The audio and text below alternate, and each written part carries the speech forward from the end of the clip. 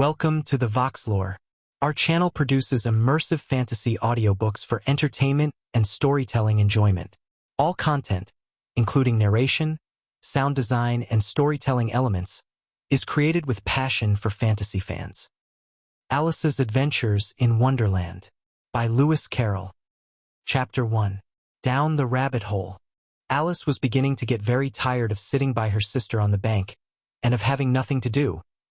Once or twice she had peeped into the book her sister was reading, but it had no pictures or conversations in it. And what is the use of a book, thought Alice, without pictures or conversations? So she was considering in her own mind as well as she could, for the hot day made her feel very sleepy and stupid, whether the pleasure of making a daisy chain would be worth the trouble of getting up and picking the daisies, when suddenly a white rabbit with pink eyes ran close by her. There was nothing so very remarkable in that. Nor did Alice think it so very much out of the way to hear the rabbit say to itself, oh dear, I shall be late." When she thought it over afterwards, it occurred to her that she ought to have wondered at this, but at the time it all seemed quite natural. But when the rabbit actually took a watch out of its waistcoat pocket and looked at it and then hurried on, Alice started to her feet, for it flashed across her mind that she had never before seen a rabbit with either a waistcoat pocket or a watch to take out of it, and burning with curiosity, she ran across the field after it, and fortunately was just in time to see it pop down a large rabbit hole under the hedge. In another moment down went Alice after it, never once considering how in the world she was to get out again. The rabbit hole went straight on like a tunnel for some way, and then dipped suddenly down, so suddenly that Alice had not a moment to think about stopping herself before she found herself falling down a very deep well. Either the well was very deep or she fell very slowly, for she had plenty of time as she went down to look about her and to wonder what was going to happen next. First, she tried to look down and make out what she was coming to, but it was too dark to see anything. Then she looked at the sides of the well and noticed that they were filled with cupboards and bookshelves. Here and there she saw maps and pictures hung upon pegs. She took down a jar from one of the shelves as she passed. It was labeled orange marmalade, but to her great disappointment it was empty. She did not like to drop the jar for fear of killing somebody underneath, so managed to put it into one of the cupboards as she fell past it. Well, thought Alice to herself, after such a fall as this, I shall think nothing of tumbling downstairs. How brave they'll all think me at home. Why, I wouldn't say anything about it, even if I fell off the top of the house. Which was very likely true. Down, down, down. Would the fall never come to an end? I wonder how many miles I've fallen by this time, she said aloud. I must be getting somewhere near the center of the earth. Let me see. That would be 4,000 miles down, I think. For, you see, Alice had learnt several things of this sort in her lessons in the schoolroom, and though this was not a very good opportunity for showing off her knowledge, as there was no one to listen to her, still it was good practice to say it over. Yes, that's about the right distance, but then I wonder what latitude or longitude I've got to. Alice had no idea what latitude was, or longitude either, but thought they were nice grand words to say. Presently she began again. I wonder if I shall fall right through the earth. How funny it'll seem to come out among the people that walk with their heads downward. The antipathies, I think. She was rather glad there was no one listening this time, as it didn't sound at all the right word. But I shall have to ask them what the name of the country is, you know. Please, ma'am. Is this New Zealand or Australia? And she tried to curtsy as she spoke. Fancy curtsying as you're falling through the air. Do you think you could manage it? And what an ignorant little girl she'll think me for asking. No, it'll never do to ask. Perhaps I shall see it written up somewhere. Down, down, down. There was nothing else to do, so Alice soon began talking again. Dinah'll miss me very much tonight, I should think. Dinah was the cat. I hope they'll remember her saucer of milk at tea time. Dinah, my dear, I wish you were down here with me. There are no mice in the air, I'm afraid, but you might catch a bat, and that's very like a mouse, you know. But do cats eat bats, I wonder? And here Alice began to get rather sleepy, and went on saying to herself in a dreamy sort of way, do cats eat bats? Do cats eat bats? And sometimes, do bats eat cats? For, you see, as she couldn't answer either question, it didn't much matter which way she put it. She felt that she was dozing off, and had just begun to dream that she was walking hand in hand with Dinah, and saying to her very earnestly, Now, Dinah, tell me the truth. Did you ever eat a bat? When suddenly, thump, thump, down she came upon a heap of sticks and dry leaves, and the fall was over. Alice was not a bit hurt, and she jumped up onto her feet in a moment. She looked up, but it was all dark overhead. Before her was another long passage, and the White Rabbit was still in sight, hurrying down it. There was not a moment to be lost. Away went Alice like the wind, and was just in time to hear it say, as it turned a corner, "Oh, my ears and whiskers, how late it's getting!" She was close behind it when she turned the corner, but the rabbit was no longer to be seen. She found herself in a long, low hall, which was lit up by a row of lamps hanging from the roof. There were doors all round the hall, but they were all locked, and when Alice had been all the way down one side and up the other, trying every door, she walked sadly down the middle, wondering how she was ever to get out again. Suddenly she came upon a little three-legged table, all made of solid glass. There was nothing on it except a tiny golden key, and Alice's first thought was that it might belong to one of the doors of the hall. But, alas, either the locks were too large or the key was too small, but at any rate it would not open any of them. However, on the second time round, she came upon a low curtain she had not noticed before, and behind it was a little door about 15 inches high. She tried the little golden key in the lock, and to her great delight it fitted. Alice opened the door and found that it led into a small passage, not much larger than a rat hole. She knelt down and looked along the passage into the loveliest garden you ever saw. How she longed to get out of that dark hall, and wander about among those beds of bright flowers and those cool fountains, but she could not even get her head through the doorway. And even if my head would go through, thought poor Alice, it would be of very little use without my shoulders. Oh, how I wish I could shut up like a telescope. I think I could, if I only knew how to begin. For, you see, so many out-of-the-way things had happened lately, that Alice had begun to think that very few things indeed were really impossible. There seemed to be no use in waiting by the little door, so she went back to the table, half hoping she might find another key on it, or at any rate a book of rules for shutting people up like telescopes. This time she found a little bottle on it, which certainly was not here before, said Alice, and round the neck of the bottle was a paper label with the words "Drink Me," beautifully printed on it in large letters. It was all very well to say "Drink me," but the wise little Alice was not going to do that in a hurry. "No, I'll look first," she said, "and see whether it's marked poison or not," for she had read several nice little histories about children who had got burnt and eaten up by wild beasts and other unpleasant things, all because they would not remember the simple rules their friends had taught them, such as that a red-hot poker will burn you if you hold it too long, and that if you cut your finger very deeply with a knife, it usually bleeds, and she had never forgotten that, if you drink much from a bottle marked poison, it is almost certain to disagree with you sooner or later. However, this bottle was not marked poison. So Alice ventured to taste it, and finding it very nice, it had, in fact, a sort of mixed flavor of cherry tart, custard, pineapple, roast turkey, toffee, and hot buttered toast. She very soon finished it off. "What a curious feeling," said Alice. "I must be shutting up like a telescope," and so it was indeed. She was now only 10 inches high, and her face brightened up at the thought that she was now the right size for going through the little door into that lovely garden. First, however, she waited for a few minutes to see if she was going to shrink any further. She felt a little nervous about this. "For it might end, you know," said Alice to herself, "in my going out altogether like a candle. I wonder what I should be like then." And she tried to fancy what the flame of a candle is like after the candle is blown out, for she could not remember ever having seen such a thing. After a while, finding that nothing more happened, she decided on going into the garden at once. But, alas for poor Alice! When she got to the door, she found she had forgotten the little golden key, and when she went back to the table for it, she found she could not possibly reach it. She could see it quite plainly through the glass, and she tried her best to climb up one of the legs of the table, but it was too slippery, and when she had tired herself out with trying, the poor little thing sat down and cried. "Come, there's no use in crying like that," said Alice to herself, rather sharply. "I advise you to leave off this minute."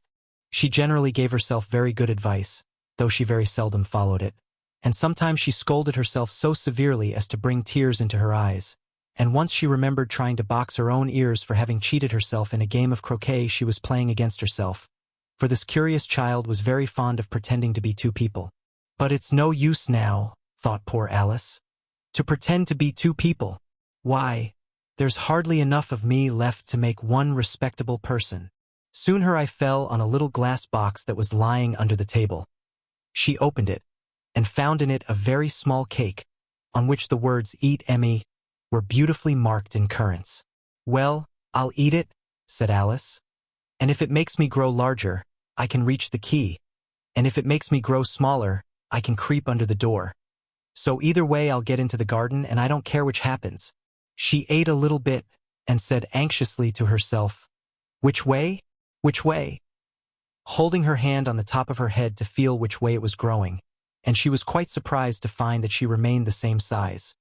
To be sure, this generally happens when one eats cake, but Alice had got so much into the way of expecting nothing but out-of-the-way things to happen, that it seemed quite dull and stupid for life to go on in the common way. So she set to work, and very soon finished off the cake. Chapter 2. The Pool of Tears. "Curiouser and curiouser," cried Alice. She was so much surprised, that for the moment she quite forgot how to speak good English. "Now I'm opening out like the largest telescope that ever was. Goodbye, feet." For when she looked down at her feet, they seemed to be almost out of sight. They were getting so far off. "Oh, my poor little feet. I wonder who will put on your shoes and stockings for you now, dears? I'm sure I shan't be able. I shall be a great deal too far off to trouble myself about you. You must manage the best way you can. But I must be kind to them," thought Alice. "Or perhaps they won't walk the way I want to go. Let me see. I'll give them a new pair of boots every Christmas." And she went on planning to herself how she would manage it. "They must go by the carrier," she thought. "And how funny it'll seem, sending presents to one's own feet. And how odd the directions will look. Alice's right foot esque, hearthrug, near the fender, with Alice's love. Oh dear, what nonsense I'm talking." Just then her head struck against the roof of the hall. In fact, she was now more than 9 feet high, and she at once took up the little golden key and hurried off to the garden door. Poor Alice! It was as much as she could do, lying down on one side, to look through into the garden with one eye. But to get through was more hopeless than ever. She sat down and began to cry again. "You ought to be ashamed of yourself," said Alice. "A great girl like you," she might well say this, "to go on crying in this way. Stop this moment, I tell you." But she went on all the same, shedding gallons of tears, until there was a large pool all round her, about 4 inches deep and reaching half down the hall. After a time she heard a little pattering of feet in the distance, and she hastily dried her eyes to see what was coming. It was the White Rabbit returning, splendidly dressed, with a pair of white kid gloves in one hand and a large fan in the other. He came trotting along in a great hurry, muttering to himself as he came, "Oh, the Duchess, the Duchess! Oh, won't she be savage if I've kept her waiting?" Alice felt so desperate that she was ready to ask help of anyone. So, when the rabbit came near her, she began, in a low, timid voice, "If you please, sir." The rabbit started violently, dropped the white kid gloves and the fan, and scurried away into the darkness as hard as he could go. Alice took up the fan and gloves, and, as the hall was very hot, she kept fanning herself all the time she went on talking. "Dear, dear, how queer everything is today. And yesterday things went on just as usual. I wonder if I've been changed in the night? Let me think. Was I the same when I got up this morning? I almost think I can remember feeling a little different. But if I'm not the same, the next question is, who in the world am I? Ah, that's the great puzzle." And she began thinking over all the children she knew that were of the same age as herself, to see if she could have been changed for any of them. "I'm sure I'm not Ada," she said, "for her hair goes in such long ringlets, and mine doesn't go in ringlets at all. And I'm sure I can't be Mabel, for I know all sorts of things, and she knows such a very little. Besides, she's she, and I'm I, and, oh dear, how puzzling it all is. I'll try if I know all the things I used to know. Let me see. 4 times 5 is 12, and 4 times 6 is 13, and 4 times 7 is, oh dear, I shall never get to 20 at that rate. However, the multiplication table doesn't signify. let's try geography. London is the capital of Paris, and Paris is the capital of Rome, and Rome— no, that's all wrong, I'm certain. I must have been changed for Mabel. I'll try and say, how doth the little— and she crossed her hands on her lap as if she were saying lessons, and began to repeat it. But her voice sounded hoarse and strange, and the words did not come the same as they used to do. How doth the little crocodile improve his shining tail, and pour the waters of the Nile on every golden scale? How cheerfully he seems to grin, how neatly spread his claws, and welcome little fishes in, with gently smiling jaws. I'm sure those are not the right words, said poor Alice, and her eyes filled with tears again as she went on. I must be Mabel after all, and I shall have to go and live in that poky little house, and have next to no toys to play with, and oh, ever so many lessons to learn. No, I've made up my mind about it. If I'm Mabel, I'll stay down here.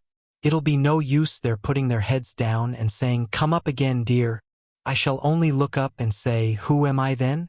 Tell me that first, and then if I like being that person, I'll come up. If not, I'll stay down here till I'm somebody else. But, oh dear, cried Alice with a sudden burst of tears. I do wish they would put their heads down. I am so very tired of being all alone here. As she said this, she looked down at her hands, and was surprised to see that she had put on one of the rabbit's little white kid gloves while she was talking. How can I have done that? She thought. I must be growing small again. She got up and went to the table to measure herself by it, and found that, as nearly as she could guess, she was now about 2 feet high, and was going on shrinking rapidly. She soon found out that the cause of this was the fan she was holding, and she dropped it hastily, just in time to avoid shrinking away altogether. That was a narrow escape, said Alice, a good deal frightened at the sudden change, but very glad to find herself still in existence. And now for the garden. And she ran with all speed back to the little door. But alas, the little door was shut again, and the little golden key was lying on the glass table as before.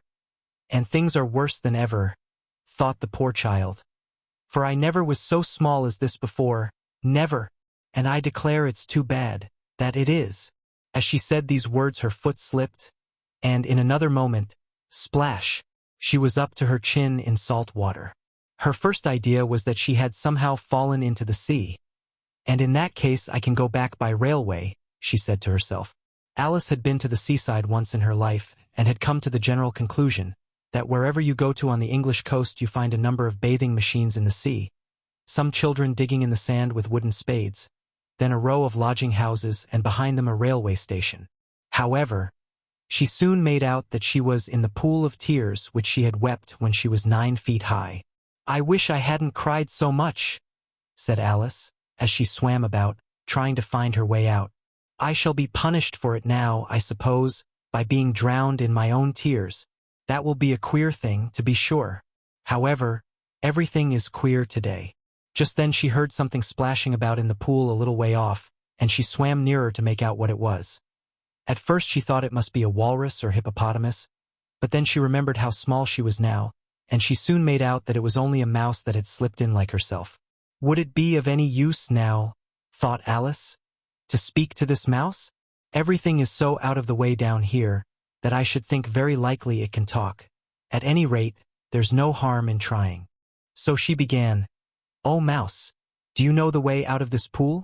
I am very tired of swimming about here. Oh, mouse. Alice thought this must be the right way of speaking to a mouse. She had never done such a thing before, but she remembered having seen in her brother's Latin grammar, a mouse of a mouse, to a mouse, oh mouse. The mouse looked at her rather inquisitively, and seemed to her to wink with one of its little eyes, but it said nothing. Perhaps it doesn't understand English, thought Alice. I dare say it's a French mouse, come over with William the Conqueror. For, with all her knowledge of history, Alice had no very clear notion how long ago anything had happened. So she began again, "Où est ma chat?" which was the first sentence in her French lesson book. The mouse gave a sudden leap out of the water, and seemed to quiver all over with fright.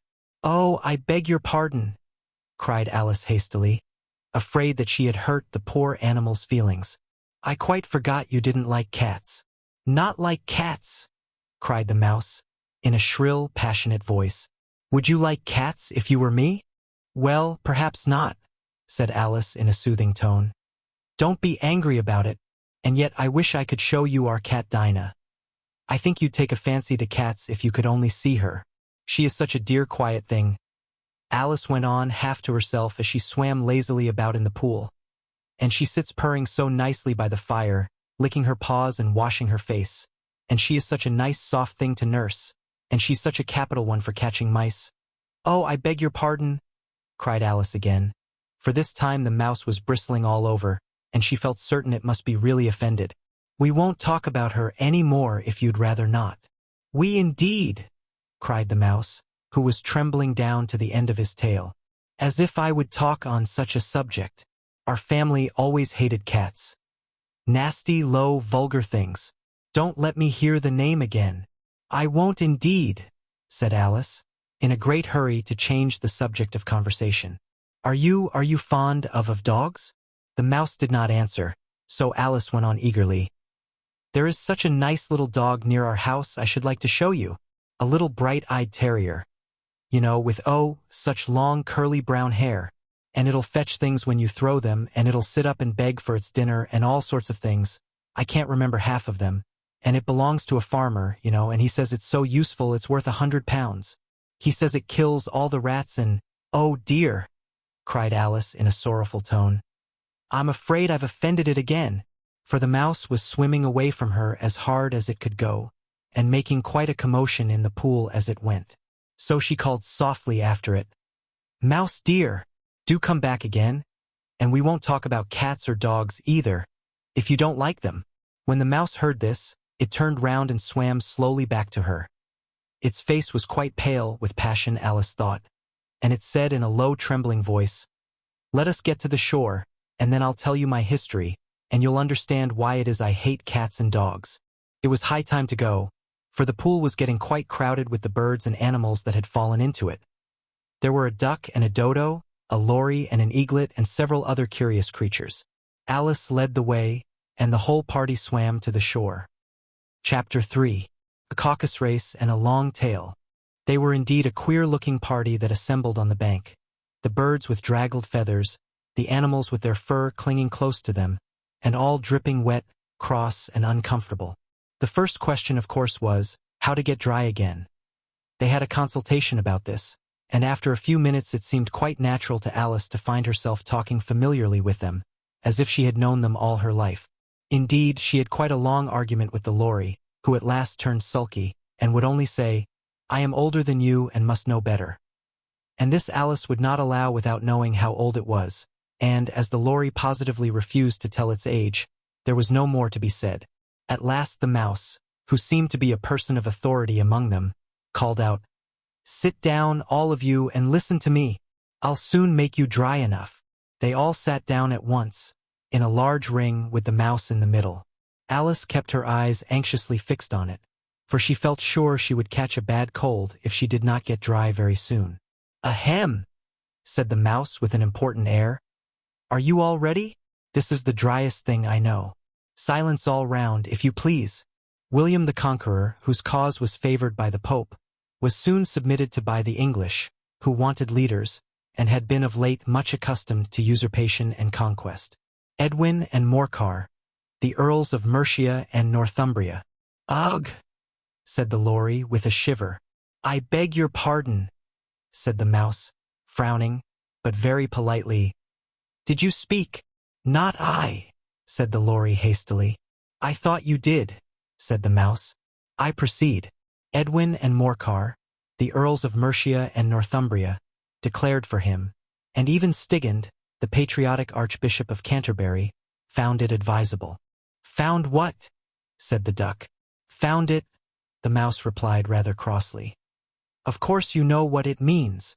I know what it means well enough when I find a thing, said the duck. It's generally a frog or a worm. The question is, what did the Archbishop find?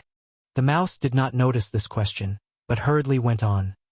Found it advisable to go with Edgar Atheling to meet William and offer him the crown.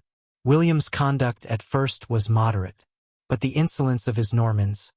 How are you getting on now, my dear? It continued.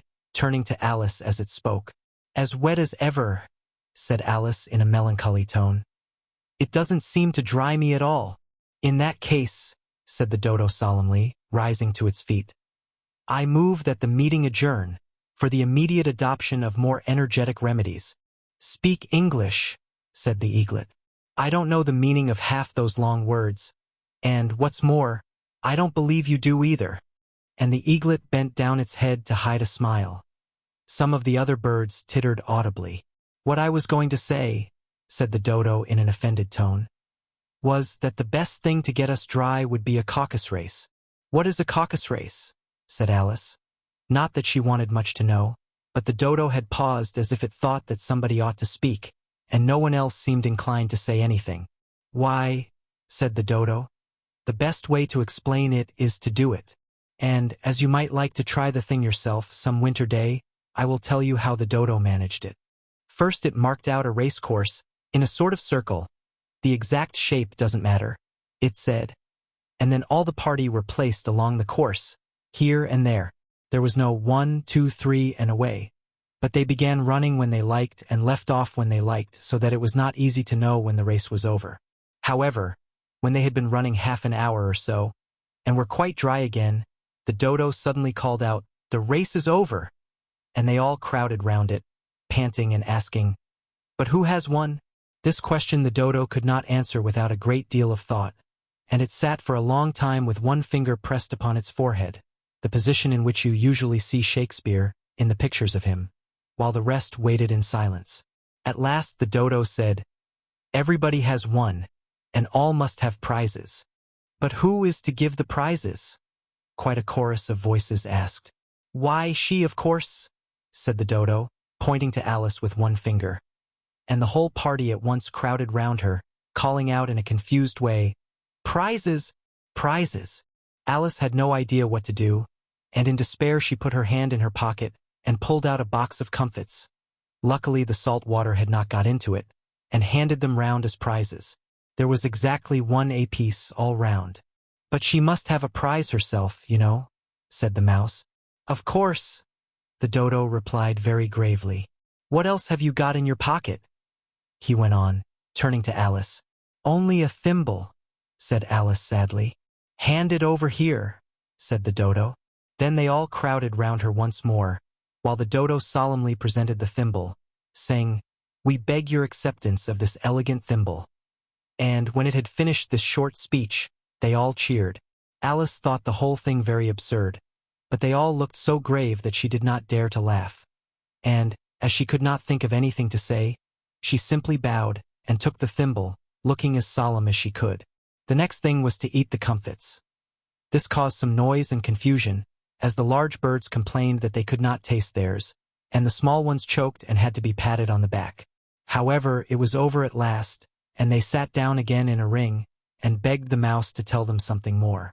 "You promised to tell me your history, you know," said Alice. "And why it is you hate C and D," she added in a whisper, half afraid that it would be offended again. "Mine is a long and a sad tale," said the mouse, turning to Alice and sighing. "It is a long tale, certainly," said Alice, looking down with wonder at the mouse's tail. "But why do you call it sad?" And she kept on puzzling about it while the mouse was speaking. "You are not attending," said the mouse to Alice severely. "What are you thinking of?" "I beg your pardon," said Alice very humbly.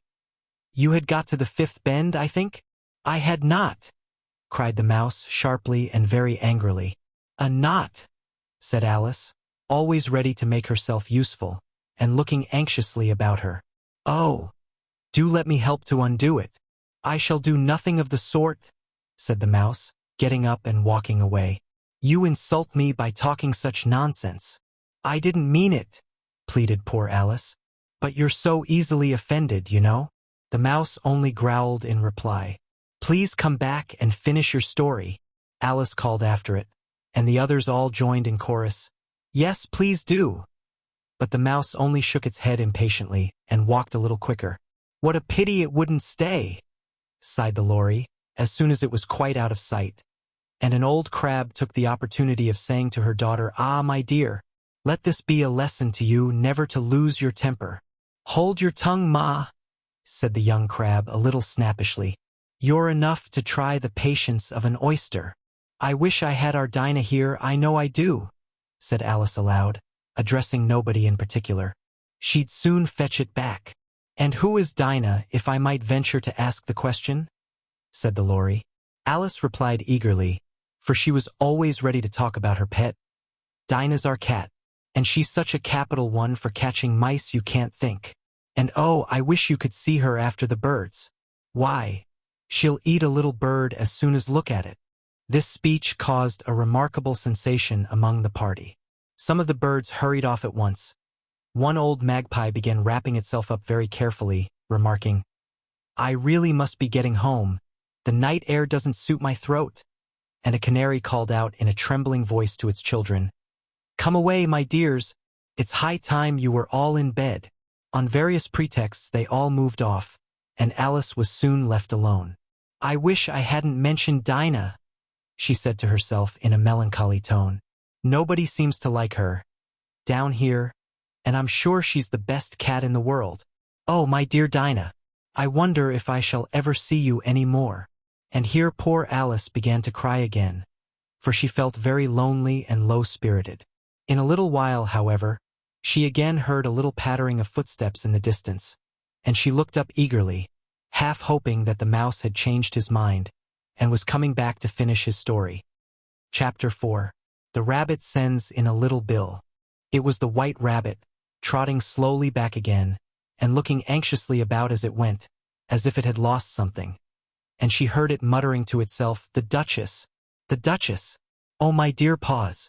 Oh, my fur and whiskers! She'll get me executed. As sure as ferrets are ferrets. Where can I have dropped them, I wonder?" Alice guessed in a moment that it was looking for the fan and the pair of white kid gloves, and she very good-naturedly began hunting about for them, but they were nowhere to be seen. Everything seemed to have changed since her swim in the pool, and the great hall, with the glass table and the little door, had vanished completely. Very soon the rabbit noticed Alice, as she went hunting about, and called out to her in an angry tone, "Why, Mary Ann, what are you doing out here? Run home this moment, and fetch me a pair of gloves and a fan. Quick now." And Alice was so much frightened that she ran off at once in the direction it pointed to, without trying to explain the mistake it had made. "He took me for his housemaid," she said to herself as she ran. "How surprised he'll be when he finds out who I am. But I'd better take him his fan and gloves, that is, if I can find them." As she said this, she came upon a neat little house, on the door of which was a bright brass plate with the name W. Rabbit engraved upon it. She went in without knocking and hurried upstairs, in great fear lest she should meet the real Mary Ann, and be turned out of the house before she had found the fan and gloves. "How queer it seems," Alice said to herself, "to be going messages for a rabbit. I suppose Dinah'll be sending me on messages next." And she began fancying the sort of thing that would happen. "Miss Alice, come here directly, and get ready for your walk. Coming in a minute, nurse, but I've got to see that the mouse doesn't get out. Only I don't think," Alice went on, "that they'd let Dinah stop in the house if it began ordering people about like that." By this time she had found her way into a tidy little room with a table in the window, and on it, as she had hoped, a fan and 2 or 3 pairs of tiny white kid gloves. She took up the fan and a pair of the gloves, and was just going to leave the room, when her eye fell upon a little bottle that stood near the looking-glass. There was no label this time with the words, "Drink me." But nevertheless she uncorked it and put it to her lips. "I know something interesting is sure to happen," she said to herself, "whenever I eat or drink anything, so I'll just see what this bottle does. I do hope it'll make me grow large again, for really I'm quite tired of being such a tiny little thing." It did so indeed, and much sooner than she had expected.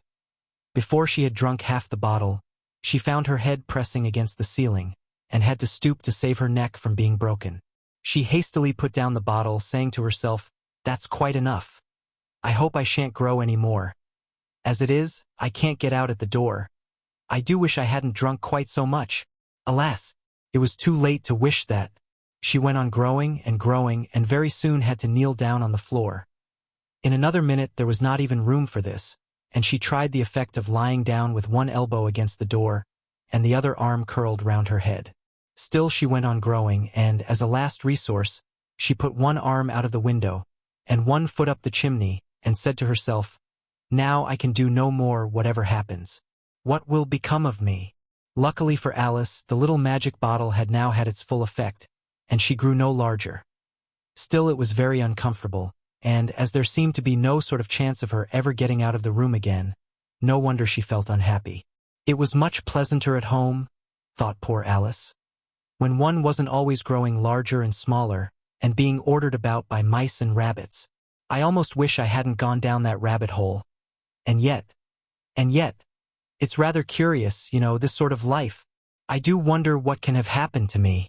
When I used to read fairy tales, I fancied that kind of thing never happened, and now here I am in the middle of one. There ought to be a book written about me, that there ought. And when I grow up, I'll write one, but I'm grown up now, she added in a sorrowful tone.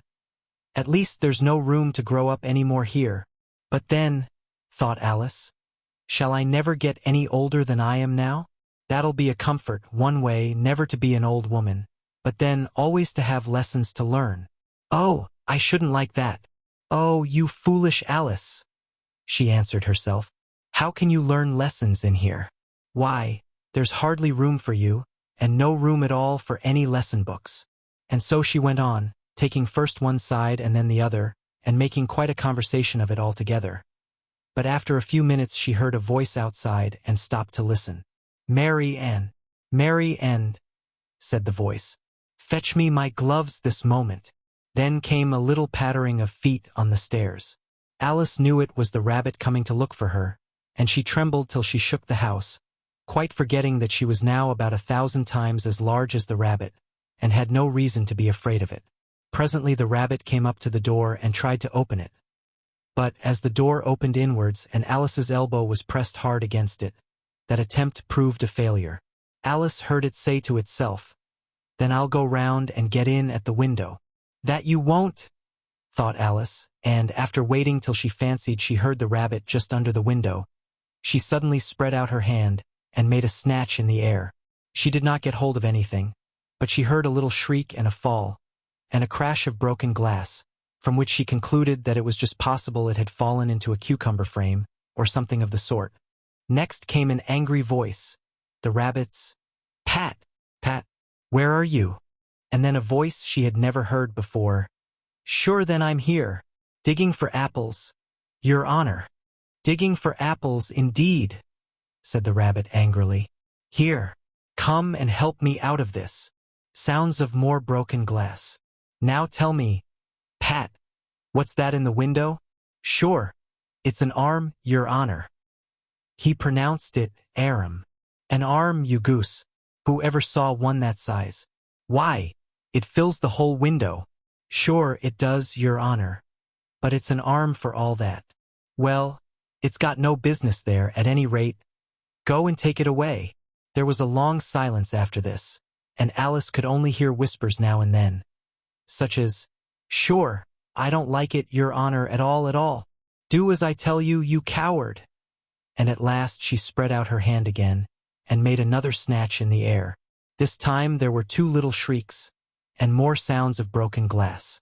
"What a number of cucumber frames there must be," thought Alice. "I wonder what they'll do next. As for pulling me out of the window, I only wish they could.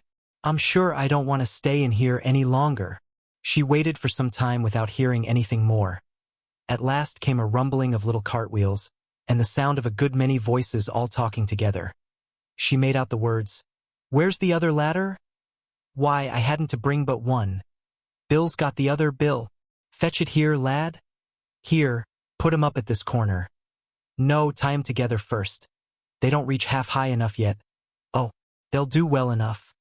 Don't be particular. Here, Bill, catch hold of this rope. Will the roof bear? Mind that loose slate. Oh, it's coming down. Heads below." A loud crash. "Now, who did that?" "It was Bill, I fancy. Who's to go down the chimney?" "Nay, I shan't. You do it." "That I won't, then. Bill's to go down. Here, Bill. The master says you're to go down the chimney." "Oh, so Bill's got to come down the chimney, has he?" said Alice to herself. Shy. They seem to put everything upon Bill. I wouldn't be in Bill's place for a good deal. This fireplace is narrow, to be sure, but I think I can kick a little. She drew her foot as far down the chimney as she could, and waited till she heard a little animal. She couldn't guess of what sort it was, scratching and scrambling about in the chimney close above her. Then, saying to herself, "This is Bill," she gave one sharp kick, and waited to see what would happen next. The first thing she heard was a general chorus of, "There goes Bill." Then the rabbit's voice along, "Catch him, you by the hedge." Then silence, and then another confusion of voices. "Hold up his head, Brandy now. Don't choke him. How was it, old fellow? What happened to you? Tell us all about it." Last came a little feeble, squeaking voice. "That's Bill," thought Alice. "Well, I hardly know no more, thank ye. I'm better now, but I'm a deal too flustered to tell you. All I know is, something comes at me like a jack-in-the-box, and up I goes like a skyrocket." "So you did, old fellow," said the others. "We must burn the house down," said the rabbit's voice, and Alice called out as loud as she could, "If you do, I'll set Dinah at you." There was a dead silence instantly, and Alice thought to herself, "I wonder what they will do next. If they had any sense, they'd take the roof off." After a minute or two, they began moving about again, and Alice heard the rabbit say, "A barrowful will do to begin with." "A barrowful of what?" thought Alice, but she had not long to doubt, for the next moment a shower of little pebbles came rattling in at the window, and some of them hit her in the face. "I'll put a stop to this," she said to herself, and shouted out, "You'd better not do that again," which produced another dead silence.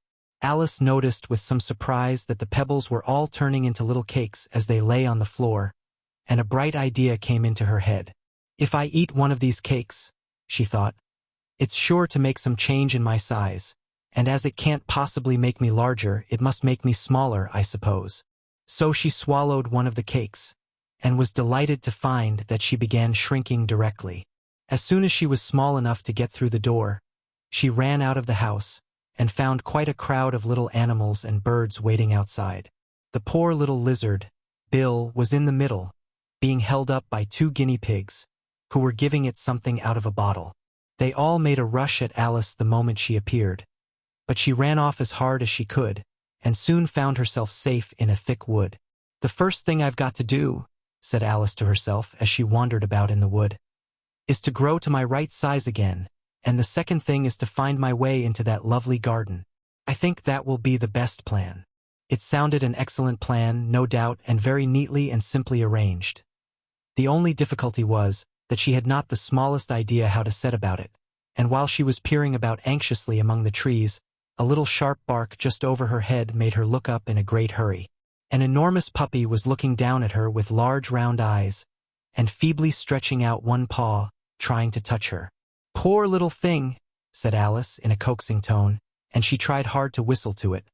But she was terribly frightened all the time at the thought that it might be hungry, in which case it would be very likely to eat her up in spite of all her coaxing. Hardly knowing what she did, she picked up a little bit of stick and held it out to the puppy.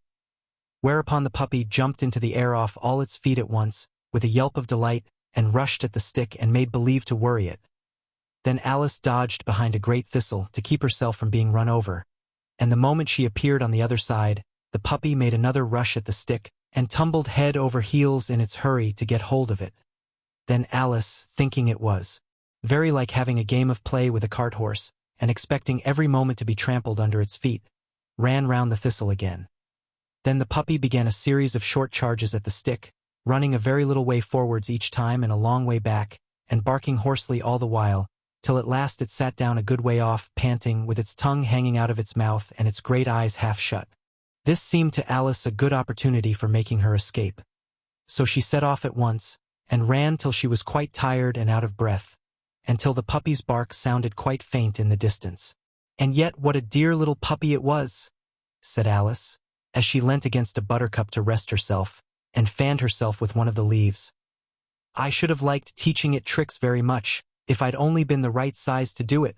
Oh dear, I'd nearly forgotten that I've got to grow up again. Let me see, how is it to be managed? I suppose I ought to eat or drink something or other. But the great question is, what? The great question certainly was, what? Alice looked all round her at the flowers and the blades of grass, but she did not see anything that looked like the right thing to eat or drink under the circumstances. There was a large mushroom growing near her, about the same height as herself, and when she had looked under it and on both sides of it and behind it, it occurred to her that she might as well look and see what was on the top of it. She stretched herself up on tiptoe and peeped over the edge of the mushroom, and her eyes immediately met those of a large blue caterpillar that was sitting on the top with its arms folded, quietly smoking a long hookah and taking not the smallest notice of her or of anything else. Chapter 5. Advice from a Caterpillar. The caterpillar and Alice looked at each other for some time in silence. At last the caterpillar took the hookah out of its mouth and addressed her in a languid, sleepy voice. "Who are you?" said the caterpillar. This was not an encouraging opening for a conversation. Alice replied rather shyly, I hardly know, sir, just at present. At least I know who I was when I got up this morning, but I think I must have been changed several times since then." "What do you mean by that?" said the caterpillar sternly. "Explain yourself." "I can't explain myself, I'm afraid, sir," said Alice. "Because I'm not myself, you see." "I don't see," said the caterpillar. "I'm afraid I can't put it more clearly," Alice replied very politely. "For I can't understand it myself to begin with, and being so many different sizes in a day is very confusing." "It isn't," said the caterpillar. "Well, perhaps you haven't found it so yet," said Alice. "But when you have to turn into a chrysalis, you will some day, you know, and then after that into a butterfly, I should think you'll feel it a little queer, won't you?" "Not a bit," said the caterpillar. "Well, perhaps your feelings may be different," said Alice. "All I know is it would feel very queer to me." "You," said the caterpillar contemptuously. "Who are you?" Which brought them back again to the beginning of the conversation. Alice felt a little irritated at the caterpillar's making such very short remarks, and she drew herself up and said very gravely, "I think you ought to tell me who you are first." "Why?" said the caterpillar. Here was another puzzling question, and as Alice could not think of any good reason, and as the caterpillar seemed to be in a very unpleasant state of mind, she turned away. "Come back," the caterpillar called after her. "I've something important to say." This sounded promising, certainly. Alice turned and came back again. "Keep your temper," said the caterpillar. "Is that all?" said Alice, swallowing down her anger as well as she could. "No," said the caterpillar. Alice thought she might as well wait, as she had nothing else to do, and perhaps after all it might tell her something worth hearing. For some minutes it puffed away without speaking, but at last it unfolded its arms, took the hookah out of its mouth again, and said, "So you think you're changed, do you?" "I'm afraid I am, sir," said Alice. "I can't remember things as I used, and I don't keep the same size for 10 minutes together." "Can't remember what things?" said the caterpillar. "Well, I've tried to say, how doth the little busy bee? But it all came different." Alice replied in a very melancholy voice. "Repeat." "You are old, Father William," said the caterpillar. Alice folded her hands and began. "You are old, Father William," the young man said, "and your hair has become very white, and yet you incessantly stand on your head. Do you think at your age it is right?" "In my youth," Father William replied to his son, "I feared it might injure the brain, but now that I'm perfectly sure I have none, why, I do it again and again." "You are old," said the youth, "as I mentioned before, and have grown most uncommonly fat. Yet you turned a back somersault in at the door. Pray, what is the reason of that?" "In my youth," said the sage, as he shook his gray locks, "I kept all my limbs very supple. By the use of this ointment, 1 shilling the box. Allow me to sell you a couple?" "You are old," said the youth, "and your jaws are too weak for anything tougher than suet. Yet you finished the goose with the bones and the beak. Pray, how did you manage to do it?" "In my youth," said his father, "I took to the law and argued each case with my wife, and the muscular strength which it gave to my jaw has lasted the rest of my life." "You are old," said the youth. "One would hardly suppose that your eye was as steady as ever, yet you balanced an eel on the end of your nose. What made you so awfully clever? I have answered 3 questions, and that is enough, said his father. Don't give yourself airs. Do you think I can listen all day to such stuff? Be off, or I'll kick you downstairs. That is not said right, said the caterpillar. Not quite right, I'm afraid, said Alice timidly. Some of the words have got altered. It is wrong from beginning to end, said the caterpillar decidedly, and there was silence for some minutes. The caterpillar was the first to speak. What size do you want to be? It asked. Oh, I'm not particular as to size, Alice hastily replied. Only one doesn't like changing so often, you know. I don't know, said the caterpillar. Alice said nothing. She had never been so much contradicted in her life before, and she felt that she was losing her temper. Are you content now? Said the caterpillar. Well, I should like to be a little larger, sir, if you wouldn't mind, said Alice. 3 inches is such a wretched height to be. It is a very good height indeed, said the caterpillar angrily, rearing itself upright as it spoke. It was exactly 3 inches high. But I'm not used to it, pleaded poor Alice in a piteous tone, and she thought of herself. I wish the creatures wouldn't be so easily offended. You'll get used to it in time, said the caterpillar, and it put the hookah into its mouth and began smoking again. This time Alice waited patiently until it chose to speak again. In a minute or two the caterpillar took the hookah out of its mouth and yawned once or twice, and shook itself. Then it got down off the mushroom and crawled away in the grass, merely remarking as it went, One side will make you grow taller, and the other side will make you grow shorter. One side of what? The other side of what? Thought Alice to herself. Of the mushroom, said the caterpillar, just as if she had asked it aloud, and in another moment it was out of sight. Alice remained looking thoughtfully at the mushroom for a minute, trying to make out which were the 2 sides of it, and as it was perfectly round, she found this a very difficult question. However, at last she stretched her arms round it as far as they would go, and broke off a bit of the edge with each hand. And now which is which? She said to herself, and nibbled a little of the right-hand bit to try the effect. The next moment she felt a violent blow underneath her chin. It had struck her foot. She was a good deal frightened by this very sudden change, but she felt that there was no time to be lost, as she was shrinking rapidly. So she set to work at once to eat some of the other bit. Her chin was pressed so closely against her foot that there was hardly room to open her mouth. But she did it at last and managed to swallow a morsel of the left-hand bit. Come, my head's free at last, said Alice in a tone of delight, which changed into alarm in another moment, when she found that her shoulders were nowhere to be found. All she could see when she looked down was an immense length of neck, which seemed to rise like a stalk out of a sea of green leaves that lay far below her. What can all that green stuff be? Said Alice. And where have my shoulders got to? And oh, my poor hands, how is it I can't see you? She was moving them about as she spoke, but no result seemed to follow, except a little shaking among the distant green leaves. As there seemed to be no chance of getting her hands up to her head, she tried to get her head down to them, and was delighted to find that her neck would bend about easily in any direction, like a serpent. She had just succeeded in curving it down into a graceful zigzag, and was going to dive in among the leaves, which she found to be nothing but the tops of the trees under which she had been wandering, when a sharp hiss made her draw back in a hurry. A large pigeon had flown into her face, and was beating her violently with its wings. "Serpent!" screamed the pigeon. "I'm not a serpent," said Alice indignantly. "Let me alone." "Serpent, I say again," repeated the pigeon, but in a more subdued tone, and added with a kind of sob, "I've tried every way and nothing seems to suit them." "I haven't the least idea what you're talking about," said Alice. "I've tried the roots of trees, and I've tried banks, and I've tried hedges." The pigeon went on without attending to her. "But those serpents, there's no pleasing them."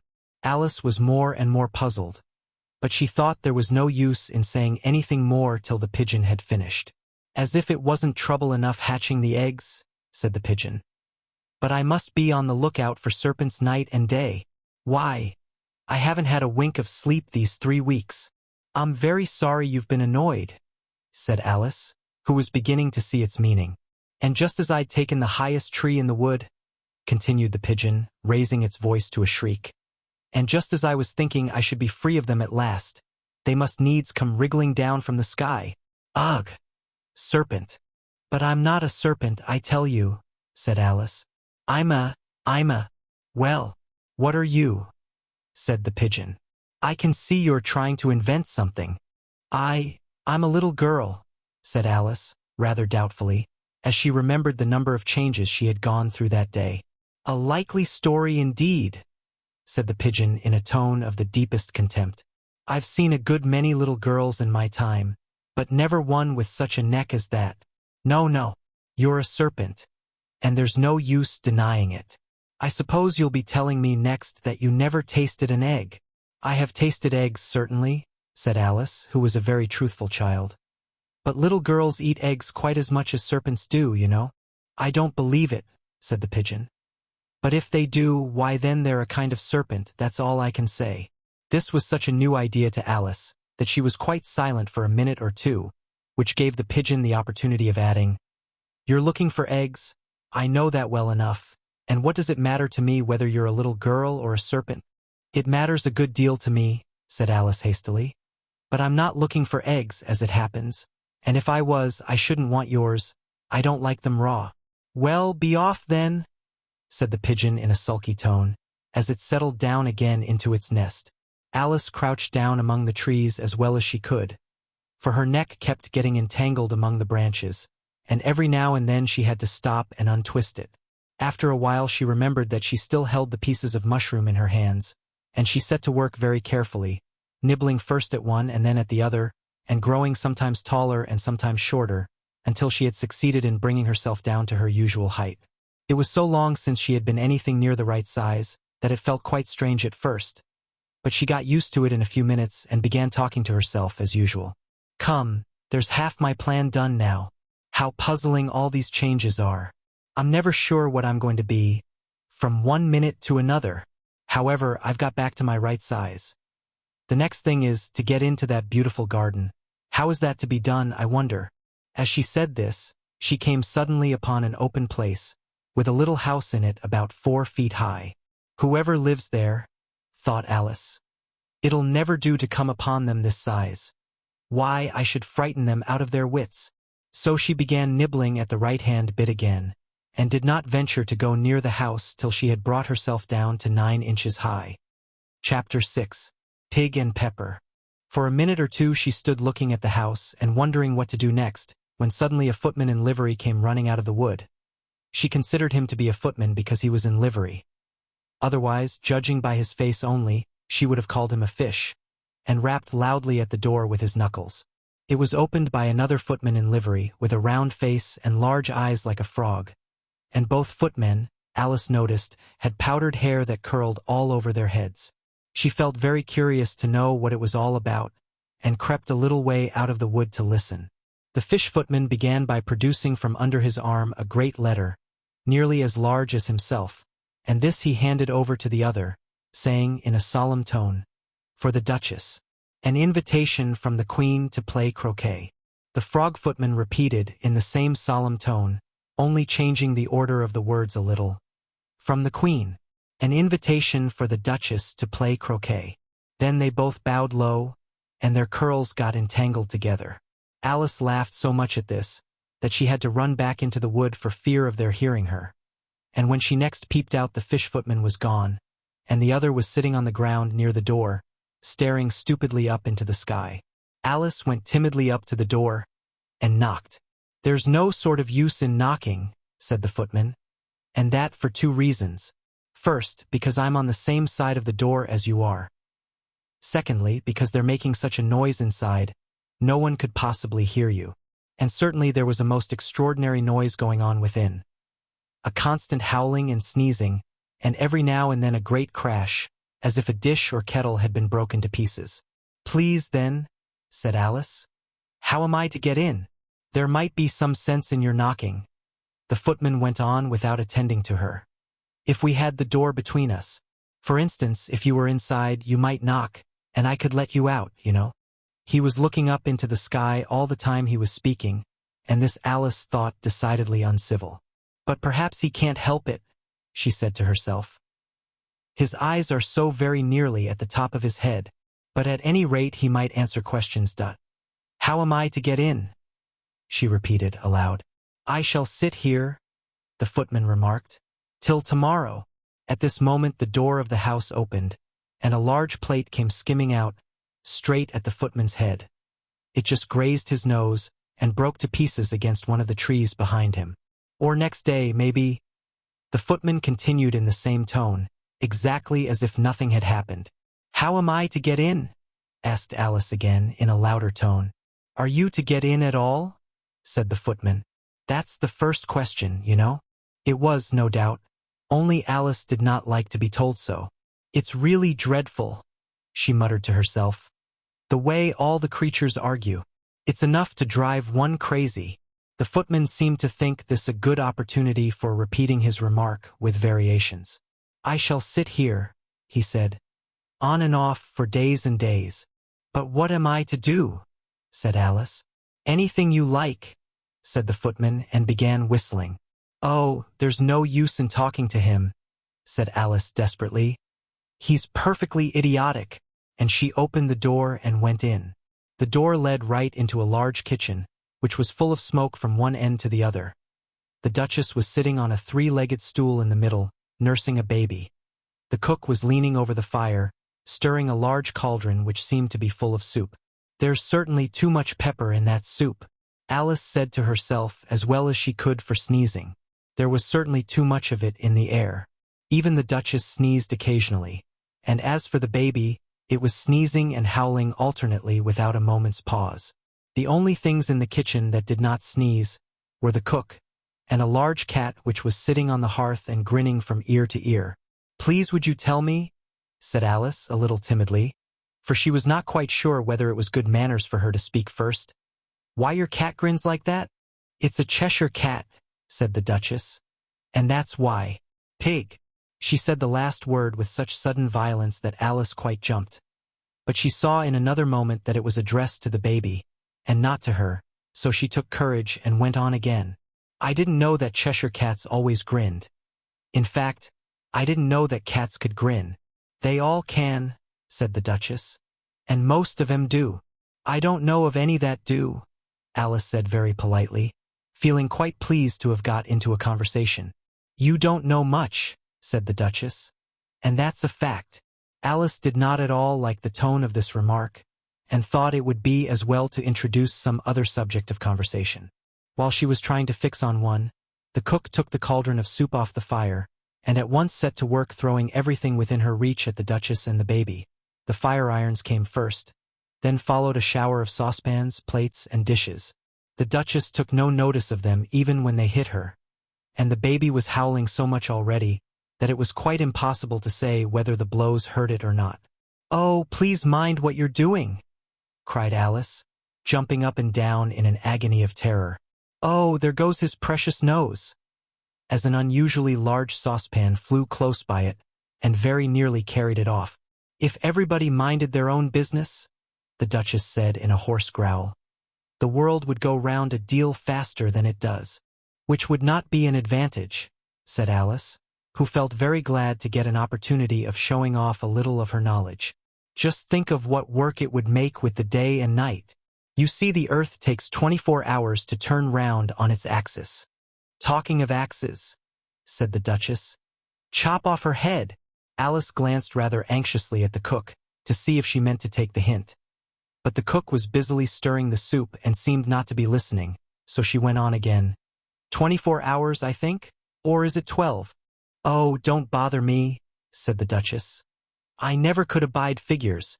And with that she began nursing her child again, singing a sort of lullaby to it as she did so, and giving it a violent shake at the end of every line. Speak roughly to your little boy, and beat him when he sneezes. He only does it to annoy, because he knows it teases. Chorus. In which the cook and the baby joined. Wow! Wow! Wow! While the Duchess sang the second verse of the song, she kept tossing the baby violently up and down, and the poor little thing howled so that Alice could hardly hear the words. I speak severely to my boy. I beat him when he sneezes. for he can thoroughly enjoy the pepper when he pleases. Chorus. Wow, wow, wow. Here, you may nurse it a bit if you like, the Duchess said to Alice, flinging the baby at her as she spoke. I must go and get ready to play croquet with the Queen. And she hurried out of the room. The cook threw a frying pan after her as she went out, but it just missed her. Alice caught the baby with some difficulty, as it was a queer-shaped little creature, and held out its arms and legs in all directions. Just like a starfish, thought Alice. The poor little thing was snorting like a steam engine when she caught it, and kept doubling itself up and straightening itself out again, so that altogether, for the first minute or two, it was as much as she could do to hold it. As soon as she had made out the proper way of nursing it, which was to twist it up into a sort of knot, and then keep tight hold of its right ear and left foot, so as to prevent its undoing itself, she carried it out into the open air. If I don't take this child away with me, thought Alice, they're sure to kill it in a day or two. Wouldn't it be murder to leave it behind?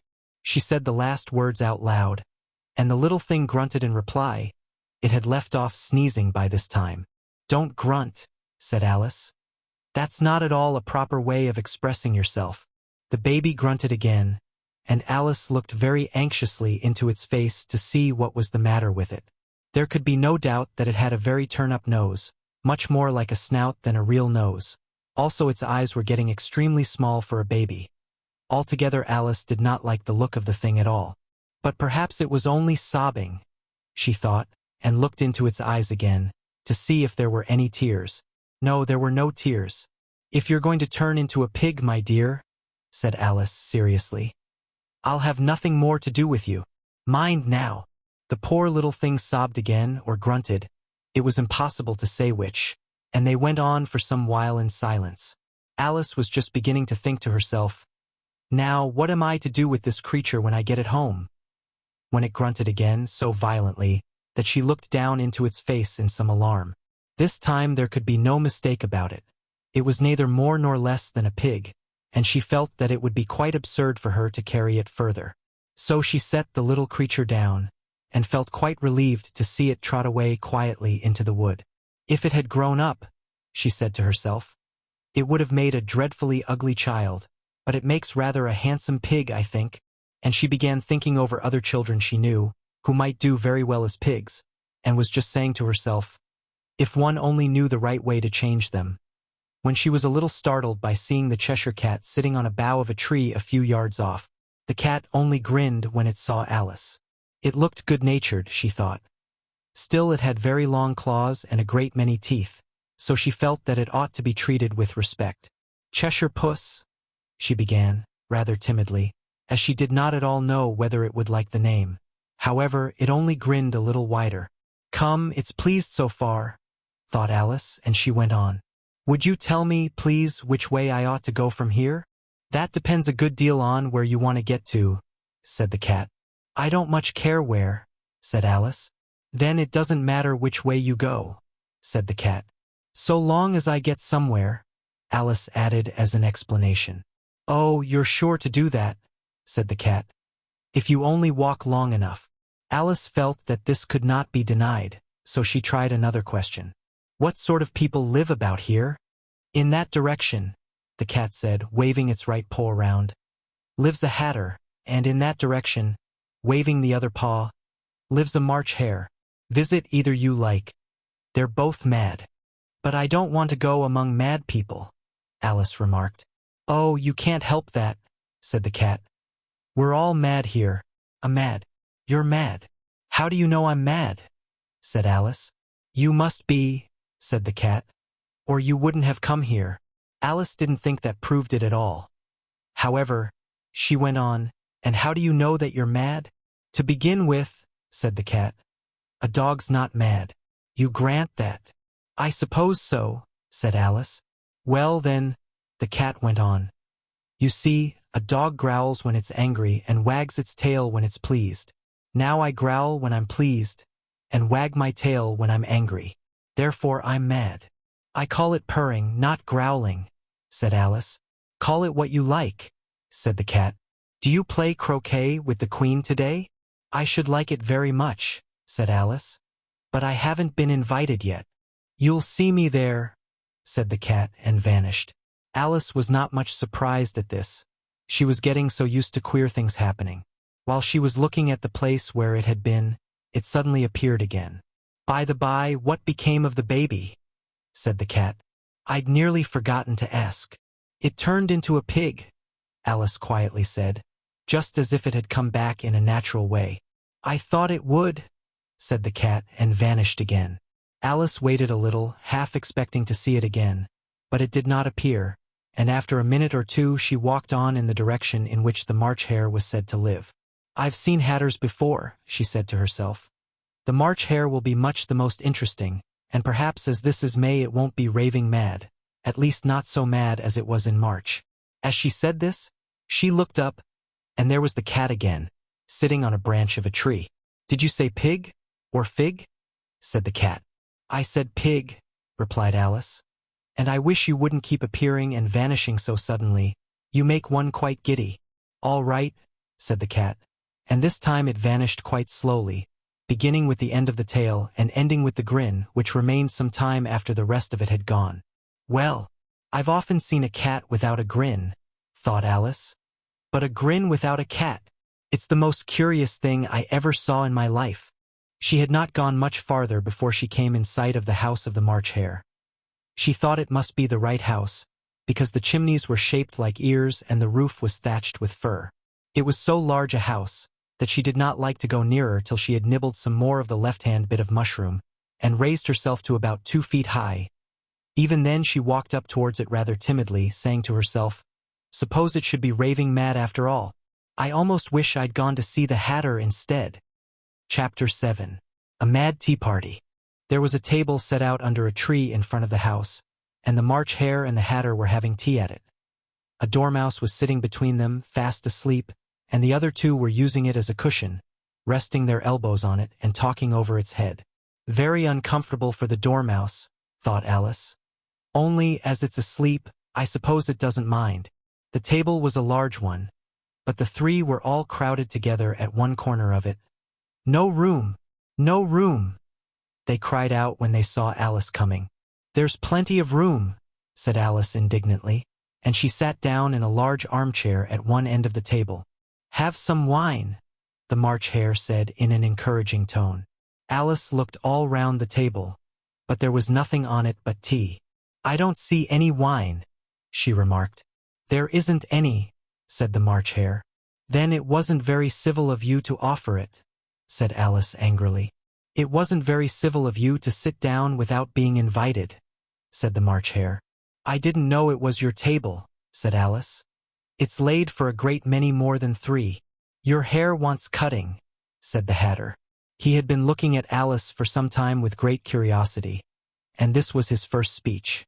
"You should learn not to make personal remarks," Alice said with some severity. "It's very rude." The Hatter opened his eyes very wide on hearing this, but all he said was, "Why is a raven like a writing desk?" "Come, we shall have some fun now," thought Alice. "I'm glad they've begun asking riddles. I believe I can guess that," she added aloud. "Do you mean that you think you can find out the answer to it?" said the March Hare. "Exactly so," said Alice. "Then you should say what you mean," the March Hare went on. "I do," Alice hastily replied. At least I mean what I say. That's the same thing, you know." "Not the same thing a bit," said the Hatter. "You might just as well say that 'I see what I eat' is the same thing as 'I eat what I see.' You might just as well say," added the March Hare, "that 'I like what I get' is the same thing as 'I get what I like.' You might just as well say," added the Dormouse, who seemed to be talking in his sleep, "that 'I breathe when I sleep' is the same thing as 'I sleep when I breathe.'" "It is the same thing with you," said the Hatter, and here the conversation dropped, and the party sat silent for a minute, while Alice thought over all she could remember about ravens and writing desks, which wasn't much. The Hatter was the first to break the silence. "What day of the month is it?" he said, turning to Alice. He had taken his watch out of his pocket, and was looking at it uneasily, shaking it every now and then and holding it to his ear. Alice considered a little and then said, "The 4th. 2 days wrong," sighed the Hatter. I told you butter wouldn't suit the works, he added, looking angrily at the March Hare. It was the best butter, the March Hare meekly replied. Yes, but some crumbs must have got in as well, the Hatter grumbled. You shouldn't have put it in with the bread knife. The March Hare took the watch and looked at it gloomily. Then he dipped it into his cup of tea and looked at it again. But he could think of nothing better to say than his first remark. It was the best butter, you know. Alice had been looking over his shoulder with some curiosity. What a funny watch, she remarked. It tells the day of the month, and doesn't tell what o'clock it is. Why should it? Muttered the Hatter. Does your watch tell you what year it is? Of course not, Alice replied very readily. But that's because it stays the same year for such a long time together. Which is just the case with mine, said the Hatter. Alice felt dreadfully puzzled. The Hatter's remark seemed to have no sort of meaning in it, and yet it was certainly English. I don't quite understand you, she said as politely as she could. The Dormouse is asleep again, said the Hatter, and he poured a little hot tea upon its nose. The Dormouse shook its head impatiently and said, without opening its eyes, Of course, just what I was going to remark myself. Have you guessed the riddle yet? The Hatter said, turning to Alice again. No, I give it up, Alice replied. What's the answer? I haven't the slightest idea, said the Hatter. Nor I, said the March Hare. Alice sighed wearily. I think you might do something better with the time, she said, than waste it in asking riddles that have no answers. If you knew time as well as I do, said the Hatter, you wouldn't talk about wasting it. It's him. I don't know what you mean, said Alice. Of course you don't, the Hatter said, tossing his head contemptuously. I dare say you never even spoke to time. Perhaps not, Alice cautiously replied. But I know I have to beat time when I learn music. Ah, that accounts for it, said the Hatter. He won't stand beating. Now, if you only kept on good terms with him, he'd do almost anything you liked with the clock. For instance, suppose it were 9 o'clock in the morning, just time to begin lessons. You'd only have to whisper a hint to time, and round goes the clock in a twinkling. 1:30, time for dinner. That would be grand, certainly, said Alice thoughtfully. But then I shouldn't be hungry for it, you know. Not at first, perhaps, said the Hatter. But you could keep it to 1:30 as long as you liked. Is that the way you manage? Alice asked. The Hatter shook his head mournfully. Not I, he replied. We quarreled last March, just before he went mad, you know, pointing with his teaspoon at the March Hare. It was at the great concert given by the Queen of Hearts, and I had to sing, Twinkle, twinkle, little bat, how I wonder what you're at. You know the song, perhaps? I've heard something like it, said Alice. It goes on, you know, the Hatter continued, in this way. Up above the world you fly, like a tea-tray in the sky. Twinkle, twinkle. Here the Dormouse shook itself, and began singing in its sleep, Twinkle, twinkle, twinkle, twinkle, and went on so long that they had to pinch it to make it stop. Well, I'd hardly finished the first verse, said the Hatter, when the Queen jumped up and bawled out, He's murdering the time. Off with his head. How dreadfully savage, exclaimed Alice. And ever since that, the Hatter went on in a mournful tone. He won't do a thing I ask. It's always 6 o'clock now. A bright idea came into Alice's head. Is that the reason so many tea things are put out here? She asked. Yes, that's it, said the Hatter with a sigh. It's always tea time, and we've no time to wash the things between whiles. Then you keep moving round, I suppose? Said Alice. Exactly so, said the Hatter. As the things get used up. But what happens when you come to the beginning again? Alice ventured to ask. Suppose we change the subject. The March Hare interrupted, yawning. I'm getting tired of this. I vote the young lady tells us a story. I'm afraid I don't know one, said Alice, rather alarmed at the proposal. Then the Dormouse shall, they both cried. Wake up, Dormouse, and they pinched it on both sides at once. The Dormouse slowly opened his eyes. I wasn't asleep, he said in a hoarse, feeble voice. I heard every word you fellows were saying. Tell us a story, said the March Hare. Yes, please do, pleaded Alice. And be quick about it, added the Hatter, or you'll be asleep again before it's done. Once upon a time there were 3 little sisters. The Dormouse began in a great hurry. And their names were Elsie, Lacey, and Tilly, and they lived at the bottom of a well. What did they live on? Said Alice, who always took a great interest in questions of eating and drinking. They lived on treacle, said the Dormouse, after thinking a minute or two. They couldn't have done that, you know, Alice gently remarked. They'd have been ill. So they were, said the Dormouse. Very ill. Alice tried to fancy to herself what such an extraordinary way of living would be like, but it puzzled her too much, so she went on. But why did they live at the bottom of a well? Take some more tea, the March Hare said to Alice very earnestly. I've had nothing yet, Alice replied in an offended tone. So I can't take more. You mean you can't take less, said the Hatter. It's very easy to take more than nothing. Nobody asked your opinion, said Alice. Who's making personal remarks now? The Hatter asked triumphantly. Alice did not quite know what to say to this, so she helped herself to some tea and bread and butter, and then turned to the Dormouse and repeated her question. Why did they live at the bottom of a well? The Dormouse again took a minute or two to think about it, and then said, It was a treacle well. There's no such thing.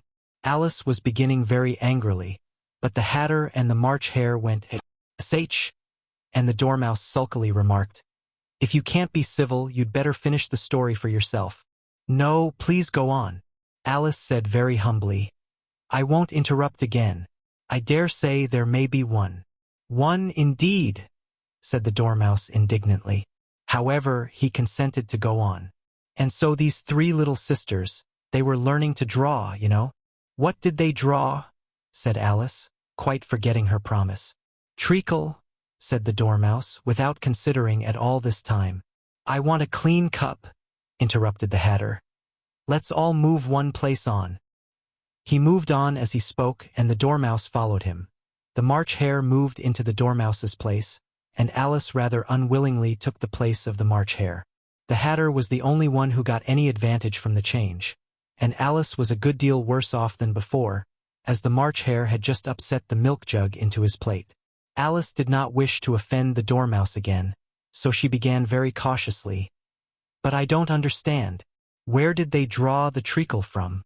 You can draw water out of a water well, said the Hatter. So I should think you could draw treacle out of a treacle well. As stupid?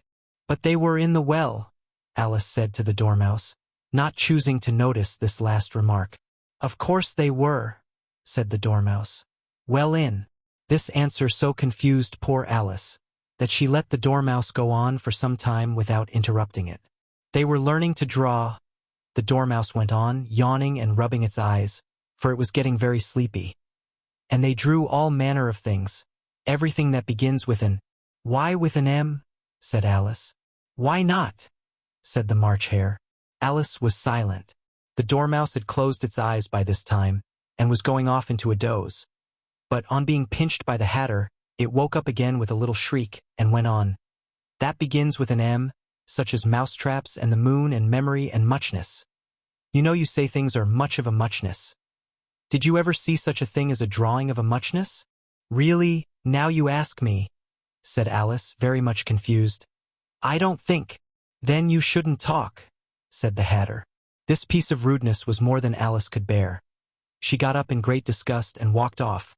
The Dormouse fell asleep instantly, and neither of the others took the least notice of her going, though she looked back once or twice, half hoping that they would call after her. The last time she saw them, they were trying to put the Dormouse into the teapot. At any rate, I'll never go there again, said Alice as she picked her way through the wood. It's the stupidest tea party I ever was at in all my life. Just as she said this, she noticed that one of the trees had a door leading right into it. That's very curious, she thought. But everything's curious today. I think I may as well go in at once. And in she went. Once more she found herself in the long hall, and close to the little glass table. Now I'll manage better this time, she said to herself, and began by taking the little golden key, and unlocking the door that led into the garden. Then she went to work nibbling at the mushroom. She had kept a piece of it in her pocket, till she was about a foot high. Then she walked down the little passage, and then she found herself at last in the beautiful garden, among the bright flower beds and the cool fountains. Chapter 8. The Queen's Croquet Ground. A large rose tree stood near the entrance of the garden. The roses growing on it were white, but there were 3 gardeners at it, busily painting them red. Alice thought this a very curious thing, and she went nearer to watch them, and just as she came up to them she heard one of them say, "Look out now, Five! Don't go splashing paint over me like that." "I couldn't help it," said Five in a sulky tone. 7 jogged my elbow, on which 7 looked up and said, "That's right, Five. Always lay the blame on others." "You'd better not talk," said Five.